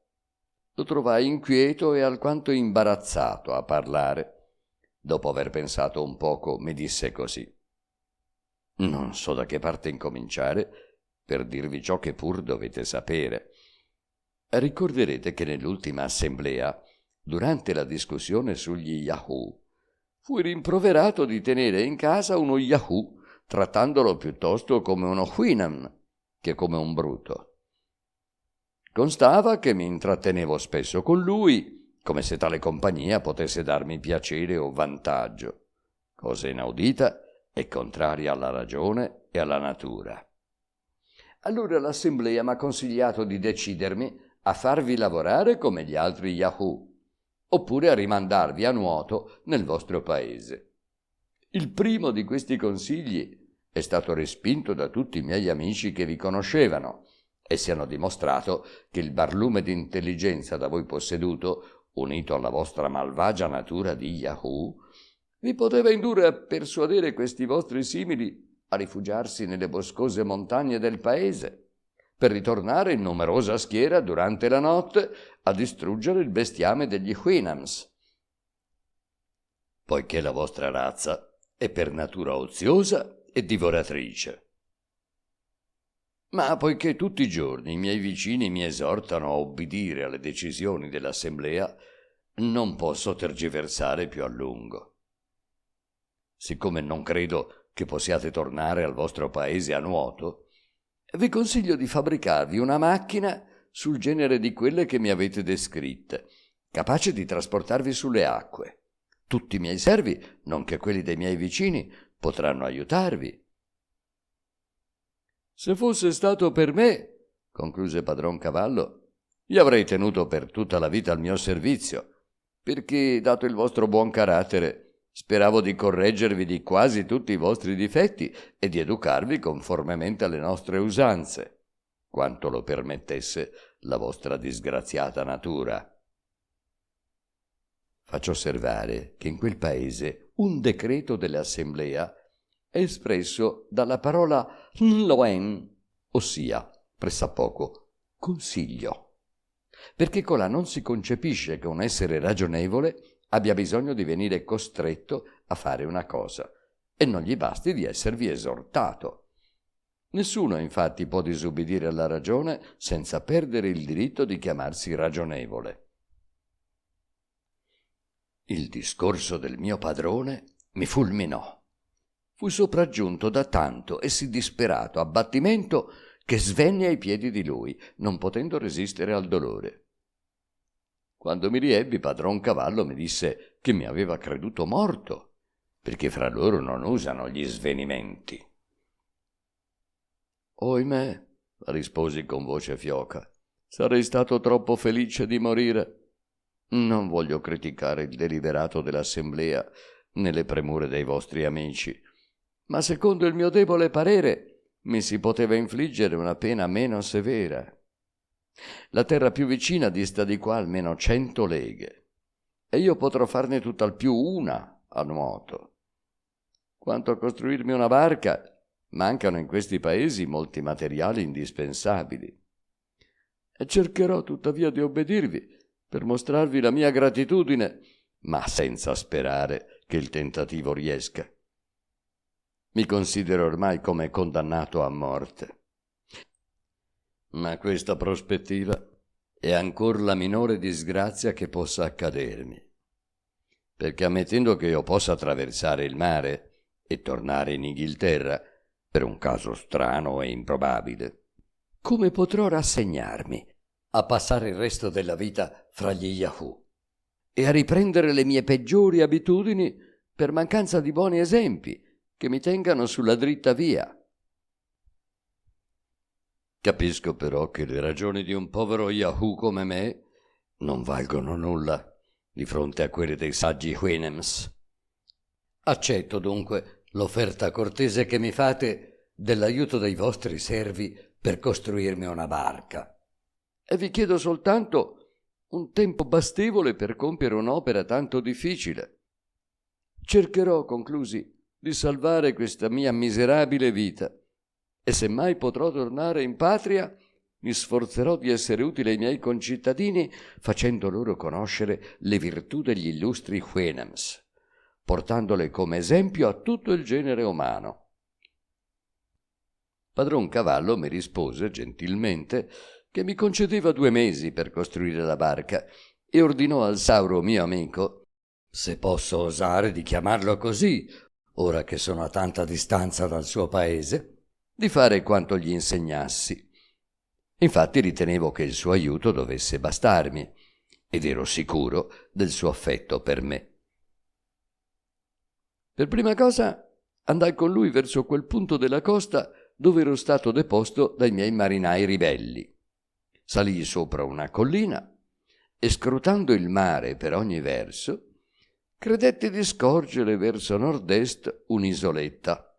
Col mio cannocchiale potei distinguerla chiaramente e calcolai che si trovasse a 5 leghe di distanza.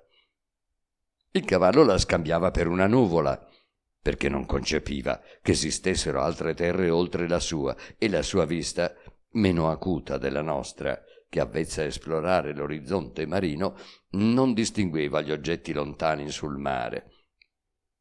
Fatta codesta scoperta, non mi curai d'altro, avendo deciso di sceglierla come prima stazione del mio esilio, affidando il resto alla fortuna. Tornato a casa, dopo essermi consultato col mio compagno, ci recammo in una vicina foresta dove tagliammo molti rami di quercia, grossi pressappoco come bastoni da passeggio, oltre qualche pezzo più grosso. Io mi servivo del coltello e il Sauro di una pietra tagliente provvista di un manico. Per non tediare il lettore, dirò soltanto che con l'aiuto del cavallo, in 6 settimane, costruì una specie di piroga indiana, ma molto più larga, le cui pareti erano formate da pelli di Yahoo cucite insieme. Con la stessa sostanza fabbricai anche una vela, scegliendo per questo scopo le pelli di 3 Yahoo giovani, perché quelle dei vecchi sarebbero state troppo pesanti e rigide.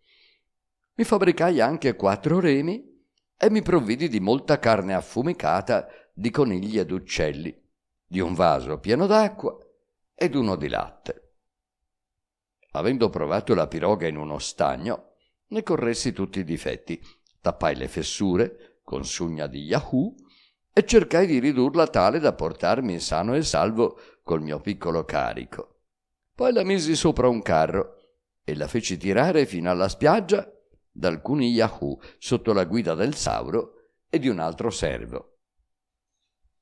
Giunto il dì della partenza e ben preparata ogni cosa, salutai il padrone, la padrona e tutta la famiglia con gli occhi pieni di pianto e il cuore trafitto. Ma padron Cavallo, fosse curiosità, fosse amicizia, se non è vanità da parte mia parlar così, volle accompagnarmi con molti suoi vicini fino alla spiaggia per vedermi imbarcare. Dovetti aspettare un'ora a causa della marea, finché, essendosi alzato un vento favorevole per navigare verso l'isola designata, mi congedai per l'ultima volta dal mio padrone. E siccome stavo per inginocchiarmi davanti a lui al fine di baciargli i piedi, egli si degnò di alzare il suo zoccolo destro anteriore fino alla mia bocca. So bene che sarò molto criticato per aver riferito questa circostanza e che i miei detrattori non vorranno mai credere a tanta benevolenza da parte di un sì alto personaggio verso una bietta creatura com'io sono. Ammetto che i viaggiatori siano generalmente propensi a vantare gli straordinari favori ricevuti, ma i miei censori si convincerebbero della mia veridicità se conoscessero meglio il carattere generoso e gentile degli Houyhnhnms. Dopo aver rispettosamente salutato anche gli amici del mio padrone che lo avevano accompagnato, entrai nella mia piroga e mi staccai dalla riva. Capitolo 11. Dopo un pericoloso viaggio, l'autore arriva alla Nuova Olanda. Ferito da quei selvaggi, viene salvato per forza da un bastimento portoghese e per l'umanità del capitano ricondotto sano e salvo in Inghilterra. Erano le 9 di mattina del 15 febbraio 1715, quando intrapresi quel viaggio senza speranza. Dapprima adoperai soltanto i remi, ma sentitomi presto stanco e considerato che il vento allora propizio poteva cambiare, mi decisi ad alzare la vela e in tal modo, con l'aiuto anche della marea, mi inoltrai in alto mare per circa 1 ora e mezzo. Padron Cavallo e i suoi amici rimasero sulla riva finché non mi ebbero perduto di vista e sentì il mio buon Sauro gridare a più riprese «Snuilla! Nihama Yahoo!», ossia «Stai bene attento, gentile Yahoo!». Il mio piano consisteva nello scoprire qualche isoletta dove vivere solo, nutrendomi e vestendomi col mio lavoro. Questa sorte mi sembrava preferibile a quella di un primo ministro nella più splendida corte d'Europa. Tanto mi ripugnava l'idea di tornare in compagnia degli Yahoo e sotto il loro potere. Almeno nella solitudine avrei potuto rinchiudermi nei pensieri e deliziarmi a ricordare le virtù inimitabili degli Houyhnhnms, senza temere di ricadere nei vizi e nell'abiezione della mia razza. Il lettore ricorderà che quando la mia ciurma si era ribellata, io ero stato chiuso nella mia cabina, dove ero rimasto parecchie settimane senza sapere in che direzione navigava il bastimento, e che quando ero stato sbarcato i marinai m'avevano giurato, fosse vero o no, di ignorare in che parte del mondo eravamo. Tuttavia, da qualche discorso vago che avevo udito circa il loro disegno di andare al Madagascar, calcolai allora che ci dovessimo trovare a 10 gradi a sud del Capo di Buona Speranza, ossia circa 45 gradi di latitudine sud. Ma questa non era che un'ipotesi. E mi decisi tuttavia a indirizzarmi verso est, sperando d'approdare alla costa sud-est della Nuova Olanda, e di là volgere verso ovest per fermarmi in uno di quegli isolotti che colà abbondano.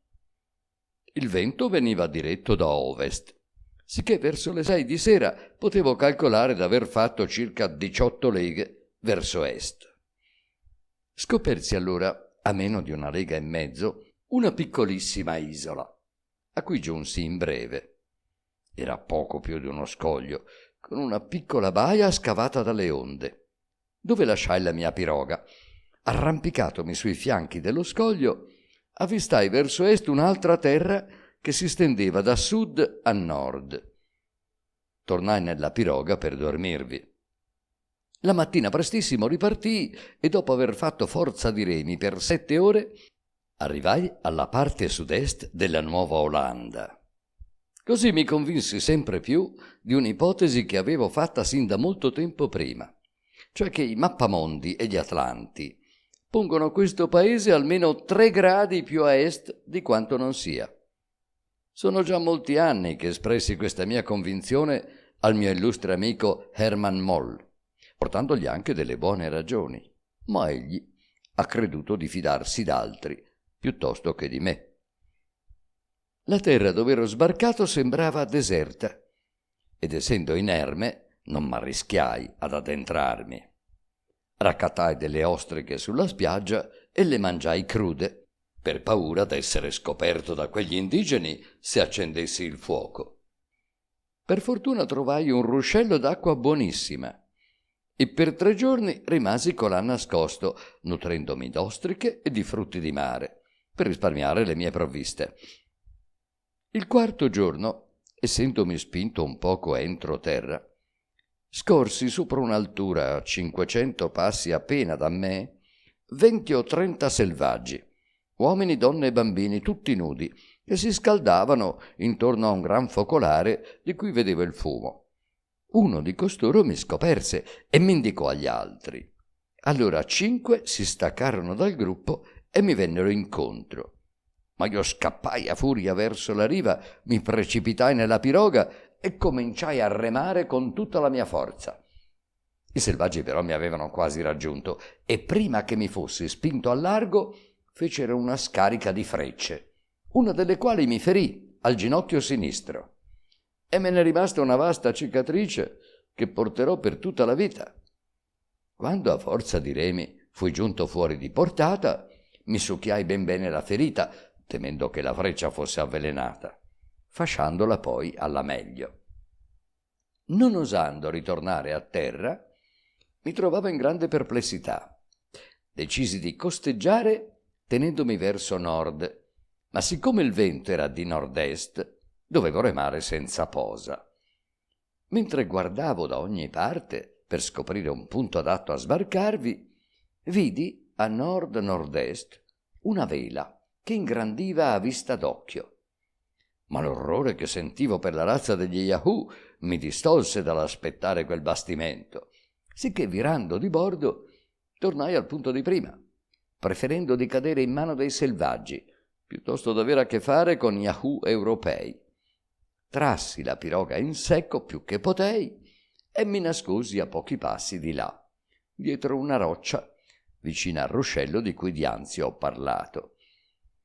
Il bastimento s'avvicinò a circa mezza lega dalla costa e calò una scialuppa, con entro 2 botti per fare acqua.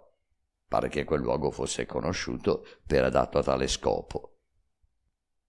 Ma io m'accorsi del sopraggiungere della barca quando non ero più in tempo a scapolarmela. I marinai scesero a terra e scopersero tosto la piroga, donde dedussero che il proprietario doveva essere poco lontano. 4 di costoro, ben armati, perlustrarono tutti i dintorni e mi trovarono, infine, sdraiato dietro una roccia con la faccia in terra. Sorpresi di vedermi così stravolto e vestito di pelli di coniglio, con scarpe di legno e calze di pelo, s'accorsero subito che non dovevo essere del paese perché là tutti vanno nudi. Allora uno d'essi, in portoghese, mi comandò d'alzarmi e mi domandò chi mai ero. Codesta lingua mi era familiare, cosicché potei rispondere chiaramente, alzandomi, che ero un povero Yahoo sbandito dal paese degli Houyhnhnms e che desideravo soltanto di esser lasciato andare.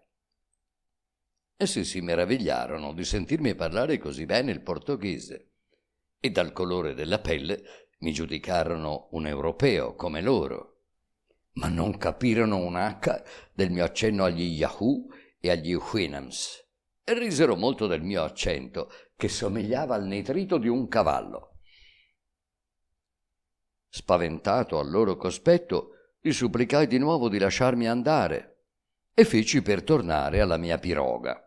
Ma allora essi mi misero le mani addosso e mi imposero di dire qual era il mio paese, quale la mia provenienza e molte altre cose ancora.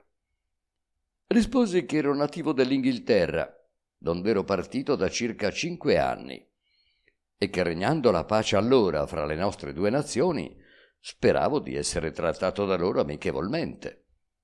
Tanto più che io non volevo far loro alcun male, essendo un povero Yahoo in cerca di un'isola deserta, dove passare solo soletto il resto della mia sciagurata esistenza.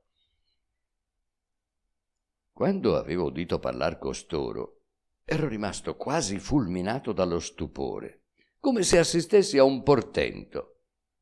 Se oggi ascoltassi un cane o una vacca qui in Inghilterra parlare, e se avessi sentito prender la parola un Yahoo quando stavo fra gli Houyhnhnms, non avrei provato maggior meraviglia.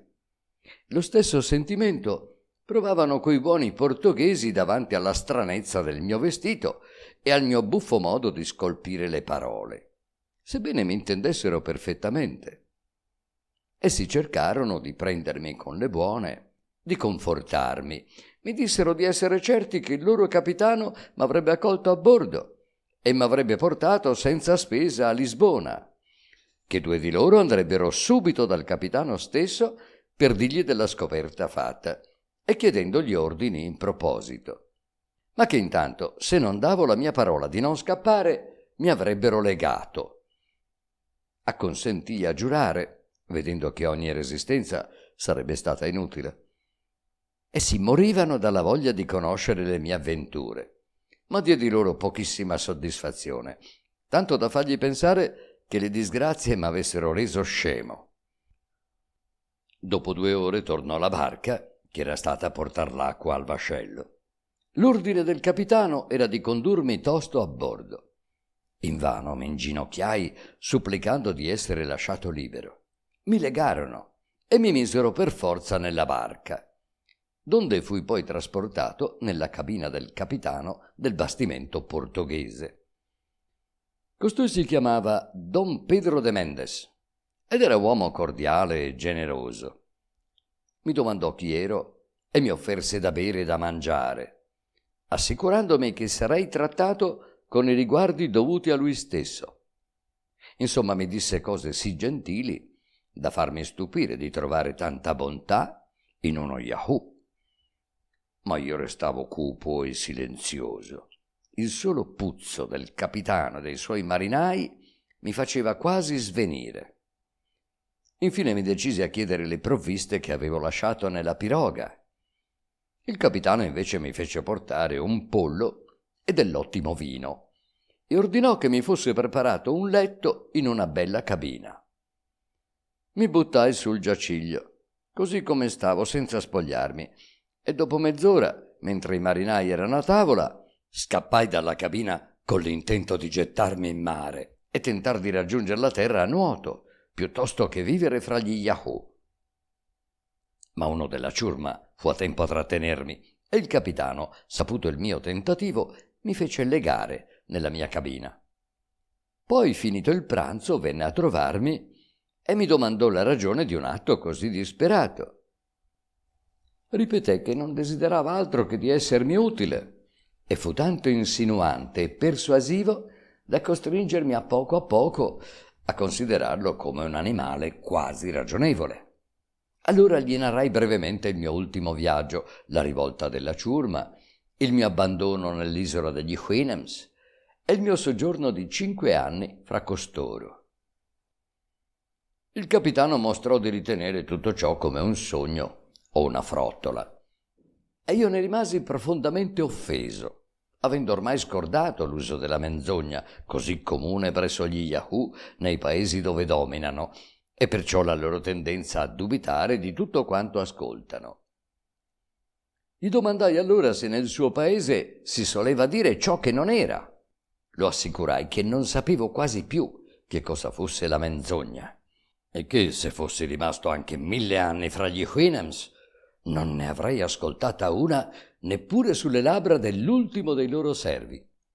Conclusi dicendo che egli era libero di credere ciò che meglio gli piaceva, ma che in ricompensa delle sue cortesie e per compassione della sua disgraziata natura ero pronto a rispondere ad ogni sua obiezione, finché non si fosse del tutto persuaso della verità delle mie parole.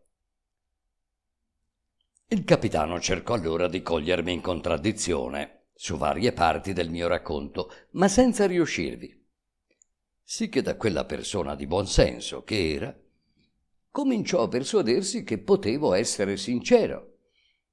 Allora mi disse che se facevo professione di tanto amore per la verità, dovevo giurargli di restare con lui per tutto il viaggio, senza attentare altrimenti ai miei giorni.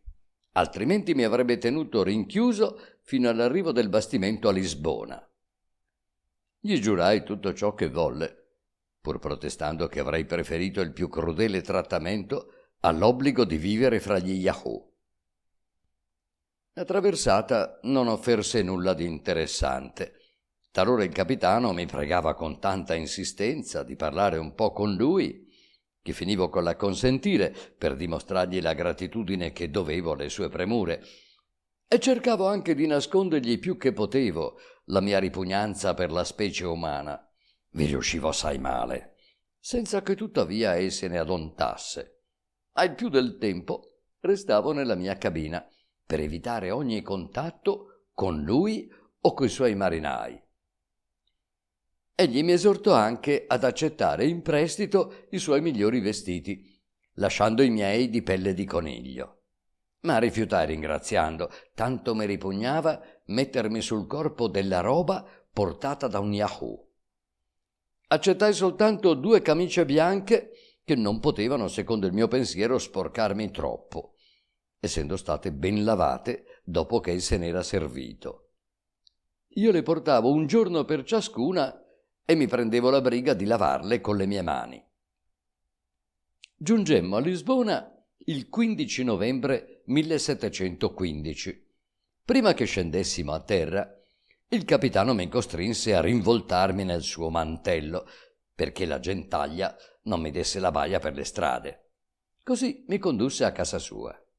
Là, per compiacermi, mi assegnò una stanza di dietro, nel piano più alto, e mi promise di non riferire a nessuno quanto gli avevo raccontato sul mio soggiorno nell'isola degli Houyhnhnms, perché se la mia storia si diffondeva sarei stato assalito da una quantità di curiosi, senza contare la probabilità di essere preso dall'Inquisizione e bruciato vivo.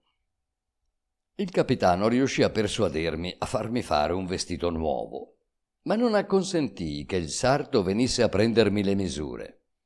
Se le fece prendere Don Pedro per me, avendo all'incirca la mia corporatura. Egli mi fece avere anche tutta la biancheria e gli altri capi necessari nuovi di zecca, ma io prima di adoperarli li lasciavo 24 ore all'aria aperta. Don Pedro non aveva moglie, abitava soltanto con 3 servi, che non ci servivano in tavola, sicché finì col sopportare la sua compagnia, tanto si mostrava premuroso, umano e pieno di buon senso per essere uno Yahoo. A poco mi convinse a sbirciare dalla finestra che dava sulla corte, poi a trasferirmi in un'altra camera che dava sul davanti. Mi fece anche guardare dalla finestra giù nella via e la prima volta mi ritrassi spaventato. 8 giorni dopo poté condurmi a sedere sulla porta d'ingresso. Ma se in me la paura a poco spariva, l'odio e il disprezzo per gli uomini crescevano. Giunsi ad arrischiarmi con Don Pedro in giro per la città, ma mi tappavo allora le narici con foglie di ruta e con tabacco. Dopo 10 giorni il capitano, che aveva saputo come avessi una famiglia e degli affari, mi disse che il dovere e la coscienza mi imponevano di tornare in patria e vivere con mia moglie e i miei figli. Intanto mi fece sapere che v'era in porto un bastimento in partenza per l'Inghilterra e si offerse di darmi tutto il necessario per il viaggio. Non sto a ripetere le mie obiezioni e gli argomenti di Don Pedro. Egli finì col convincermi che non mi sarebbe mai riuscito di trovare un'isola deserta, così come la cercavo, mentre avrei facilmente potuto vivere solitario in casa mia, secondo il mio gradimento. Alla fine dovetti arrendermi e il 24 novembre lasciai Lisbona sopra un bastimento mercantile. Ne mi curai di domandare neppure a chi appartenesse. Don Pedro m'accompagnò fino al porto, mi prestò 20 sterline, mi salutò e mi baciò. E io accettai quel bacio senza troppa ripugnanza.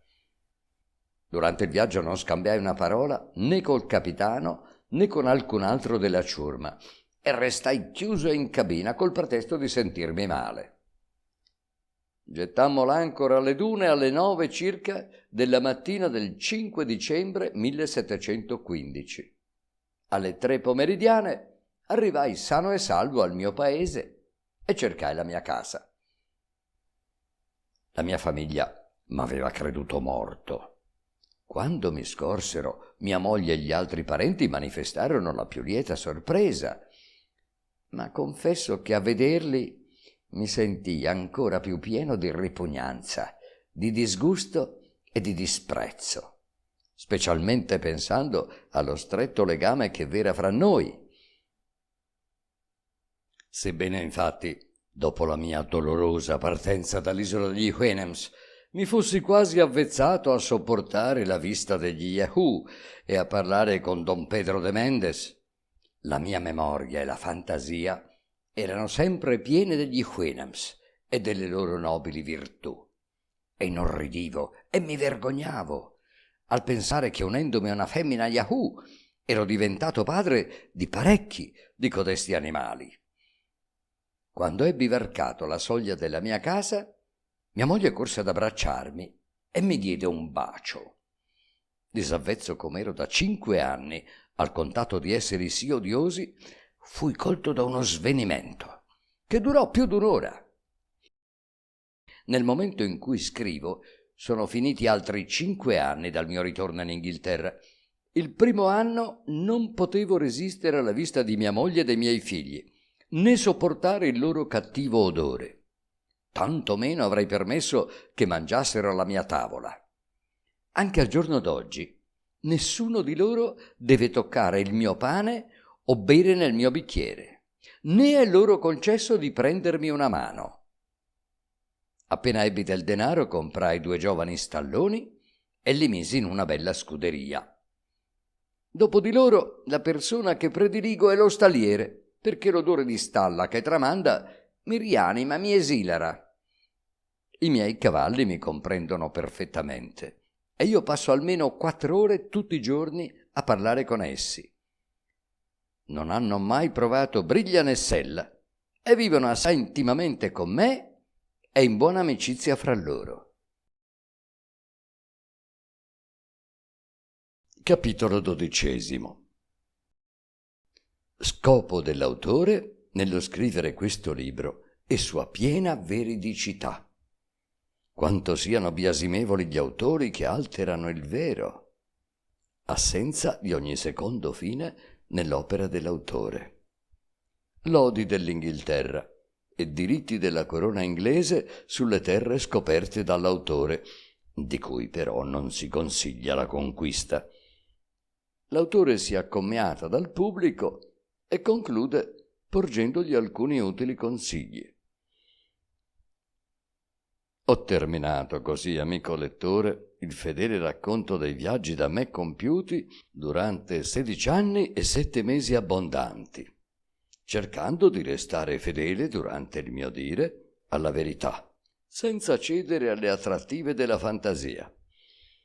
Avrei potuto anch'io, come fan tanti, sbalordirti con racconti strani e inverosimili, ma ho preferito attenermi ai fatti concreti e allo stile più semplice, essendo mio principale intento di istruire, non di divertire. Noi altri viaggiatori, tornando da paesi poco frequentati dagli inglesi e dagli altri europei, abbiamo agio di descrivere i più strampalati mostri marini e terrestri, mentre il fine legittimo di uno scrittore di viaggi dovrebbe essere piuttosto quello di rendere gli uomini migliori e più savi, educandone anche l'ingegno con gli esempi, buoni o cattivi, tratti da ciò che si è osservato in paesi lontani. Sarebbe desiderabile perciò che fosse imposto per legge ad ogni viaggiatore, prima di dargli il permesso di pubblicare i suoi viaggi, di giurare dinanzi al Lord Cancelliere che quanto sta per essere stampato corrisponde esattamente alla verità, quale a lui apparve. Così il pubblico non sarebbe più traviato come ora da certi scribacchini che spacciano al lettore inconsapevole le più insigni fandonie per procurare il maggior spaccio delle loro opere. Ho letto da giovane molti racconti di viaggi e mi sono dilettato assai, ma quando poi percorsi davvero quasi tutto il mondo, vedendo come quelle frottole discordassero dalla mia personale esperienza, fui colto da un'enorme ripugnanza per quel genere di libri e da una vera indignazione per quanti abusano sì sfacciatamente dell'umana dabbenaggine. E presi in me stesso l'impegno d'attenermi con scrupolo alla verità, quando credei, anche per il consiglio dei miei amici, che le mie modeste fatiche di scrittore potessero giovare alla mia patria. Del resto, non potrei, anche volendo, tradire questo proponimento di veridicità, almeno finché mi resteranno nella memoria gli insegnamenti del mio illustre padrone e dei nobilissimi Houyhnhnms, dei quali sono stato per parecchi anni l'umile ascoltatore. « Nec si miserum fortuna sinonem finxit, vanum etiam mendacemque improba finget». So bene che un'opera come questa, priva di genialità e di dottrina, fondata esclusivamente sopra un po' di buona memoria e tratta da un taccuino tenuto bene al corrente, non può procacciare all'autore una grande nomea.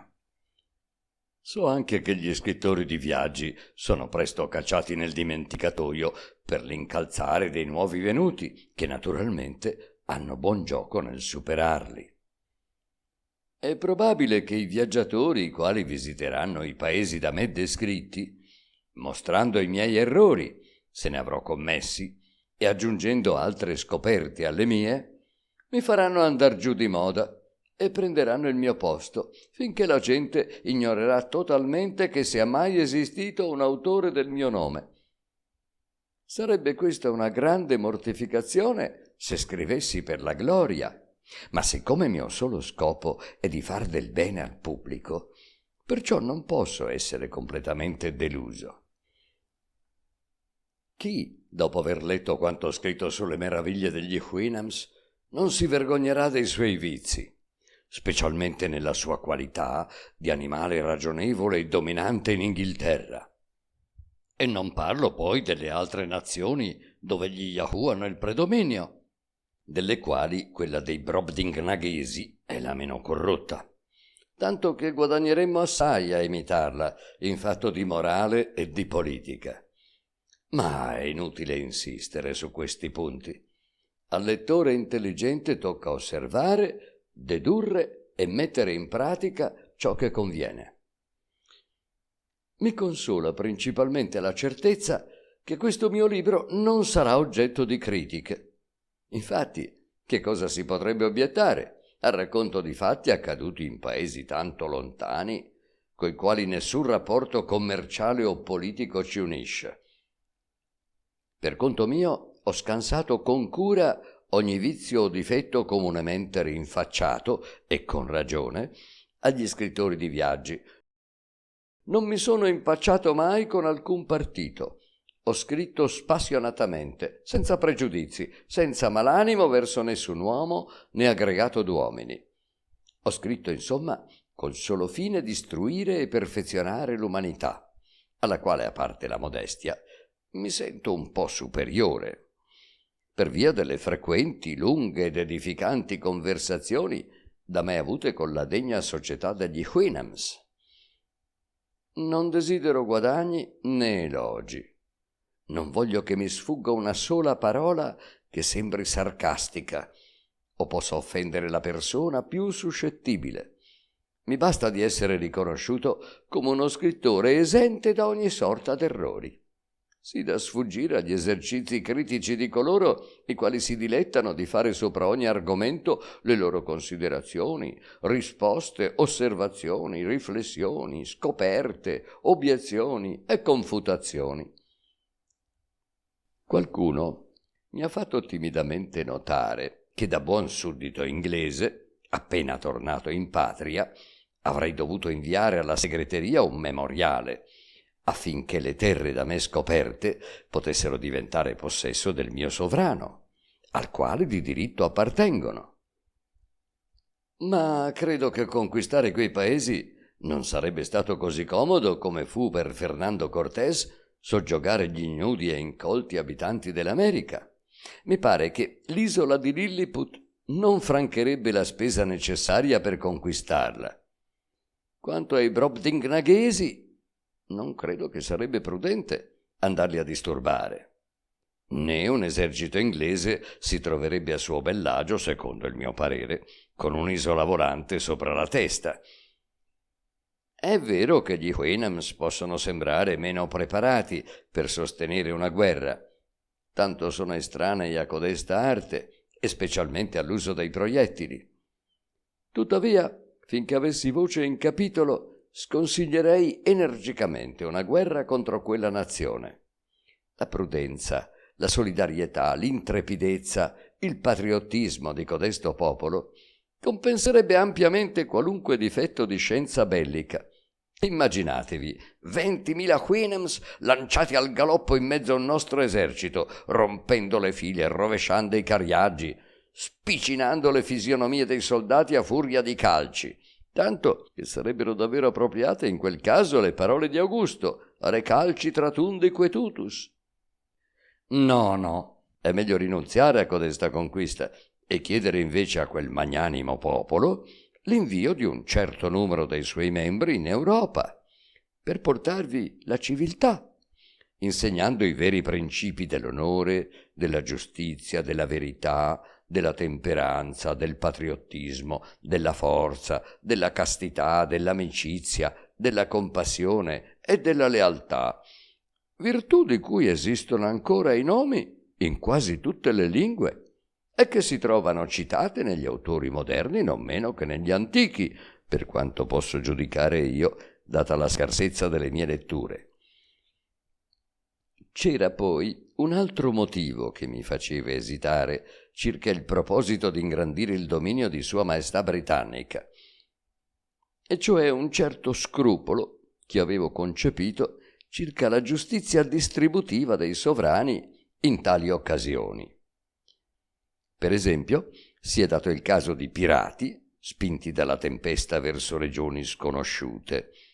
Un loro mozzo scopre terra dall'alto dell'albero maestro. Essi discendono per rubare e saccheggiare. Trovano un popolo inerme che li riceve amichevolmente. Essi danno un altro nome a quel paese e ne prendono possesso a nome del loro re. Piantano un palo fradicio e innalzano una lapide per ricordo dell'avvenimento. Ammazzano qualche dozzina di indigeni, ne portano seco 1 o 2 come campioni, tornano in patria e ottengono la grazia sovrana. Laggiù intanto si inizia un nuovo dominio fondato sul diritto divino. Alla prima occasione viene mandata colà una flotta e i naturali di quella vergine terra sono scacciati o uccisi. I loro capi sottoposti ai tormenti perché confessino dove tengono i tesori. Insomma, accade tutto quanto può immaginarsi di crudele e di svergognato. I disgraziati aborigeni arrossano di sangue il suolo del loro paese e quella ciurma di furfanti che si è distinta in un'impresa così degna prende il nome di colonia, mandata per recare la civiltà tra un popolo barbaro e idolatra. È vero che questa descrizione non può riferirsi al popolo inglese, che deve ritenersi un esempio di saggezza, di prudenza e di giustizia nella creazione delle sue colonie, per le spese fatte a fine di propagare la religione e l'istruzione, per la scelta di pastori caritatevoli e atti a diffondere il cristianesimo, per la cura che si è presa di popolare le nuove terre con persone oneste, di costumi e di lingua, per il rispetto dimostrato alla giustizia, mandandovi amministratori valenti e integerrimi, e soprattutto governatori onesti e vigilanti, amanti solo del benessere dei loro sudditi e dell'onore del re, loro padrone. Tuttavia i popoli da me visitati non mi parvero affatto desiderosi di essere invasi, soggiogati, assassinati e sostituiti da nostri coloni. E siccome non v'era colà dovizia d'oro né d'argento, né di zucchero né di tabacco, credo che il nostro valore sarebbe sprecato per la loro conquista e sarà meglio non occuparsene neppure. Comunque, qualora sembrasse altrimenti a coloro che hanno il diritto di comandare su tali affari, sono pronto a giurare, se mi venga richiesto, che nessun europeo ha scoperto quelle terre prima di me, almeno stando a quel che mi assicuravano quegli abitanti. Qualche dubbio potrebbe restare tutt'al più circa quei 2 Yahoo che furono visti molti e molti anni fa sopra un monte del paese degli Houyhnhnms. La formalità poi della presa di possesso di tutte quelle regioni a nome del mio re, confesso che non mi è mai passata per la mente. E anche qualora ci avessi pensato, date le circostanze in cui mi trovavo, probabilmente avrei creduto prudente di rimandare la faccenda a un momento più opportuno. E ora che ho ribattuto così la sola critica che si potesse muovere a un viaggiatore come me, prendo commiato una volta per sempre dai benevoli miei lettori e ritorno al mio giardinetto di Redriff per riflettere in pace ai casi miei e mettere in pratica le eccellenti lezioni di virtù che mi hanno dato gli Houyhnhnms, cercando anche di perfezionare gli Yahoo della mia famiglia, per quanto nella loro docilità di bruti potranno esserne capaci. Guardo spesso la mia fisionomia nello specchio per avvezzarmi a sopportare la vista d'un volto umano, e intanto compiango lo stato bestiale dei cavalli del mio paese, per l'amore che conservo al mio nobile padrone, alla sua famiglia, ai suoi amici e a tutta la razza Hwinam, alla quale i nostri campioni somigliano soltanto nelle fattezze, mentre le loro facoltà mentali sono tanto degenerate. Ora è una settimana che ho dato a mia moglie per la prima volta il permesso di pranzare alla mia tavola, sedendo però all'estremità opposta, e di rispondere il più brevemente possibile alle mie domande. Tuttavia, l'odore degli Yahoo mi riesce sempre insopportabile e quando sto con loro debbo tapparmi le narici con ruta, lavanda o foglie di tabacco. Per quanto sia difficile alla mia età cambiare le proprie abitudini, spero però di poter a poco avvezzarmi a subire la compagnia degli Yahoo del paese, a patto che mi riesca di non spaventarmi alla vista dei loro denti e delle loro unghie. Più facile mi riuscirebbe far la pace con la specie umana in genere se essa si contentasse d'avere i vizi e le pazzie di cui la natura le è stata prodiga. Non mi urterebbe troppo la vista d'un leguleio, d'un ladro di fazzoletti, d'un colonnello, d'un buffone, d'un lord, d'un giocatore, d'un uomo politico, d'un ruffiano, d'un medico, d'un corruttore, d'un falso testimone, d'un procuratore, d'un traditore o di altri esseri che sono nell'ordine delle cose. Ma quando vedo tutte le deformità e le malattie del corpo e dello spirito che nell'uomo sono generate dall'orgoglio, la pazienza mi scappa. Tanto mi riesce ostico concepire come possano stare insieme un simile vizio e un simile animale. L'orgoglio non è rappresentato da nessuna parola nella lingua degli Hwenams, pure così saggi e virtuosi, ricchi di tutte le qualità che possono adornare una creatura ragionevole, e ciò perché tutto quanto è male non può essere espresso nella loro lingua, a meno che non sia per significare le cattive qualità degli Yahoo. Ma questi ultimi in quel paese non dimostrano orgoglio, forse perché non conoscono come si comporta la specie umana nei paesi dove detiene il potere. Io però, che ho molta pratica della faccenda, ho potuto discernere qualche germe d'orgoglio anche presso gli Yahoo allo stato selvaggio. Invece gli Hwenams, vivendo sotto il regime della ragione, pensano a gloriarsi delle loro buone qualità quanto io a vantarmi di possedere 2 gambe e 2 braccia, privilegio di cui nessun uomo sensato può andar fiero, mentre sarebbe dispiacentissimo di venirne privato. Su questo punto insisto in modo speciale per desiderio di rendere la società inglese meno insopportabile, e intanto prego coloro i quali si sentono più o meno macchiati di quel vizio assurdo di non arrischiarsi a venirmi tra i piedi. Lettera del capitano Gulliver al cugino Simpson. Spero che vorrete dichiarare pubblicamente, ogni qualvolta ne siate richiesto, che solo per le vostre insistenti premure mi sono deciso a lasciarvi pubblicare questi slegati e scorretti resoconti dei miei viaggi, a condizione che pagaste qualche giovane studente d'università affinché ci mettesse un po' d'ordine e correggesse lo stile, come per mio consiglio ha fatto mio cugino Dampier per il suo libro intitolato Un viaggio intorno al mondo.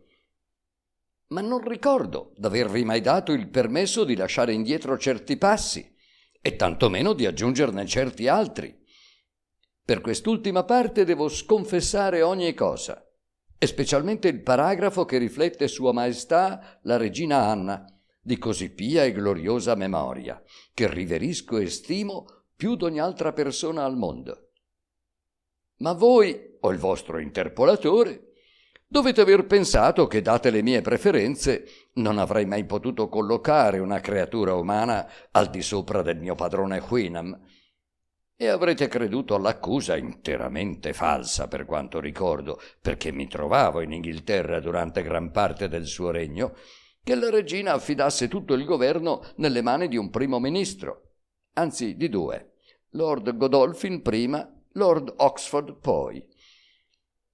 e perciò mi avete fatto scrivere ciò che non avevo mai scritto.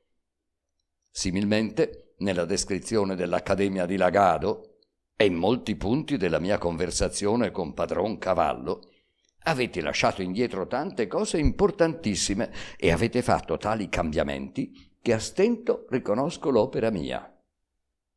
Quando v'ho informato per lettera di tutto questo, mi avete risposto che temevate di offendere qualcuno, che la gente oggi al potere era molto severa verso la stampa e più propensa a punire che a spiegare quelle che potessero sembrare insinuazioni. Così almeno le avete chiamate voi. Ma non avete pensato che io scrivevo diversi anni fa, riferendomi a fatti che avvenivano a 5.000 leghe di distanza, e parlavo soltanto di quello Yahoo che volta per volta governava il gregge. E non ho io ragione di dolermi quando vedo qualche Yahoo in cocchio trascinato da uno Whinam come se questi fosse il bruto e l'altro l'animale ragionevole. Anzi, vi confesso che codesta vista, mostruosa e riprovevole, è stata la principale ragione che mi ha spinto a ritirarmi in questa mia solitudine. Questo desideravo dirvi circa quello che avete fatto, dopo che mi ero tanto fidato di voi. Non lamenterò mai abbastanza la mia mancanza di giudizio, che mi ha fatto cedere alle insistenze vostre e di qualche altro, col darvi il permesso di pubblicare i miei viaggi, contrariamente al mio primo desiderio. E poiché voi avete fondato le vostre premure specialmente sul pretesto del pubblico giovamento, voglio farvi notare che la razza degli Yahoo è totalmente refrattaria agli insegnamenti, è incapace d'essere migliorata dagli esempi altrui, come l'esperienza ha dimostrato.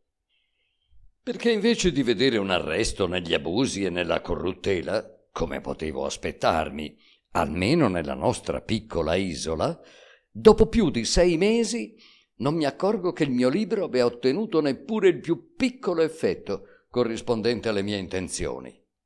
Vi prego infatti di farmi conoscere per mezzo di una lettera se i partiti e le sette sono spariti, se i giudici sono diventati dotti e retti e gli avvocati onesti e modesti, nonché forniti di un po' di buonsenso, e se l'educazione dei nostri nobili giovinetti è radicalmente mutata, se i medici sono stati messi al bando, se le femmine Yahoo eccellono ormai in virtù, onore, veracità e ragionevolezza, se le corti e i ministri e le loro cerimonie sono state abrogate e spazzate via, l'ingegno, il merito e la cultura ricompensate e i cattivi prosatori e i versaioli condannati a nutrirsi soltanto dei loro fogliacci e a levarsi la sete col loro inchiostro. Io facevo calcolo fermamente sopra queste e altre simili riforme, anche per i vostri incoraggiamenti. E invero era facile dedurne l'opportunità dai precetti contenuti nel mio libro. E credo che 7 mesi sarebbero bastati a correggere ogni vizio, ogni pazzia, se gli Yahoo non fossero per natura sforniti di ogni tendenza buona e ragionevole.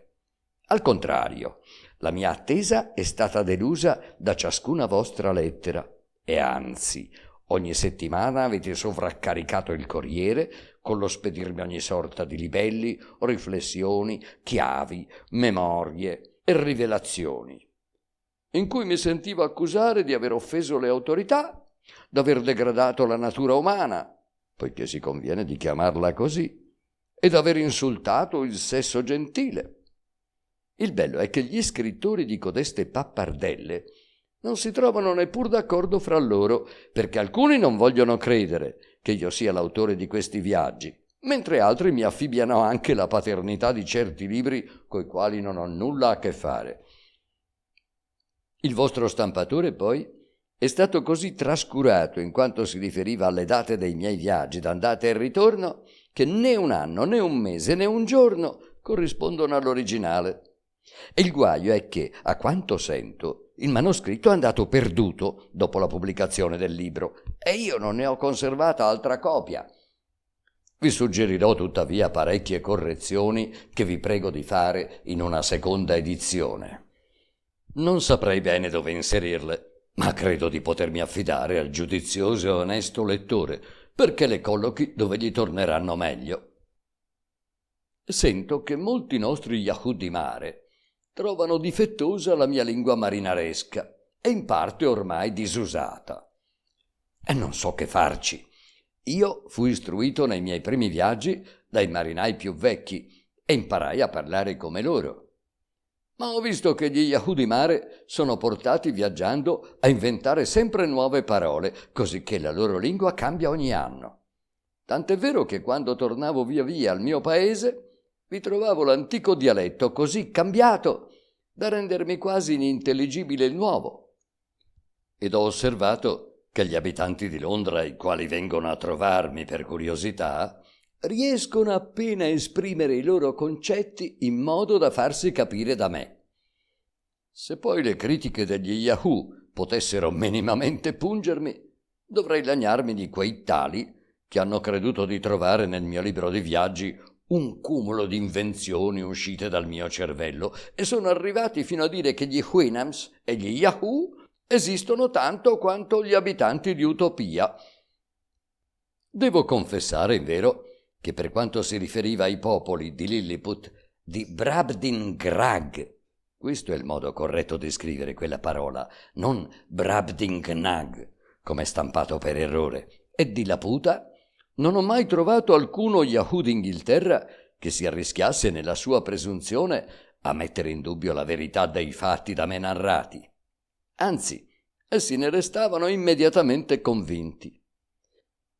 E che cosa c'è di meno verosimile di ciò che ho narrato a proposito degli Yahoo, quando tutti possono osservarne anche in questo paese molte migliaia, che non differiscono dai loro selvaggi fratelli della terra degli Houyhnhnms, se non perché adoperano uno speciale cinguettio e non vanno nudi.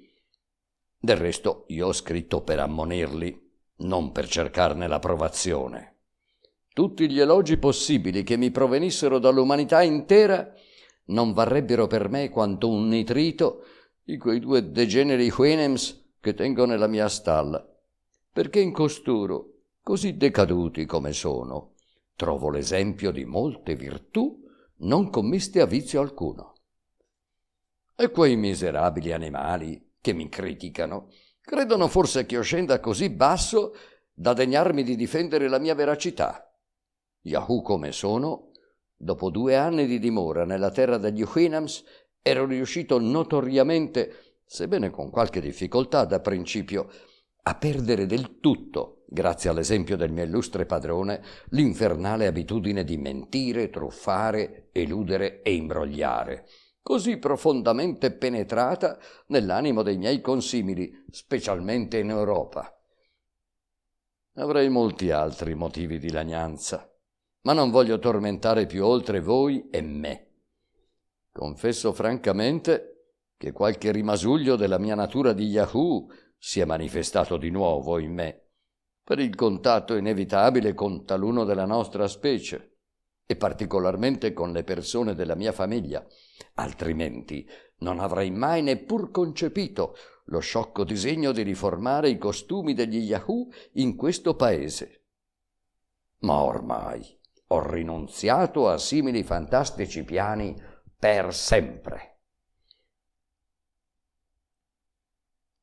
2 aprile 1727. Si conclude qui I viaggi di Gulliver, il celebre capolavoro di Jonathan Swift, che attraverso mondi immaginari e incontri straordinari ha saputo raccontare con intelligenza, ironia e profondità la natura umana e le contraddizioni della società. Dalle minuscole terre di Lilliput ai giganti di Brobdingnag, dall'isola volante di Laputa fino al paese degli Houyhnhnm, abbiamo accompagnato Gulliver in un viaggio unico, ricco di avventura, meraviglia e riflessione. Un'opera che, a distanza di secoli dalla sua pubblicazione, continua a offrire spunti di straordinaria attualità. Se questo viaggio ti è piaciuto, iscriviti al canale e attiva la campanella delle notifiche per scoprire nuovi audiolibri, classici della letteratura e opere di pubblico dominio. Un caro saluto e a presto da Beneis, onde letterarie e audiolibri.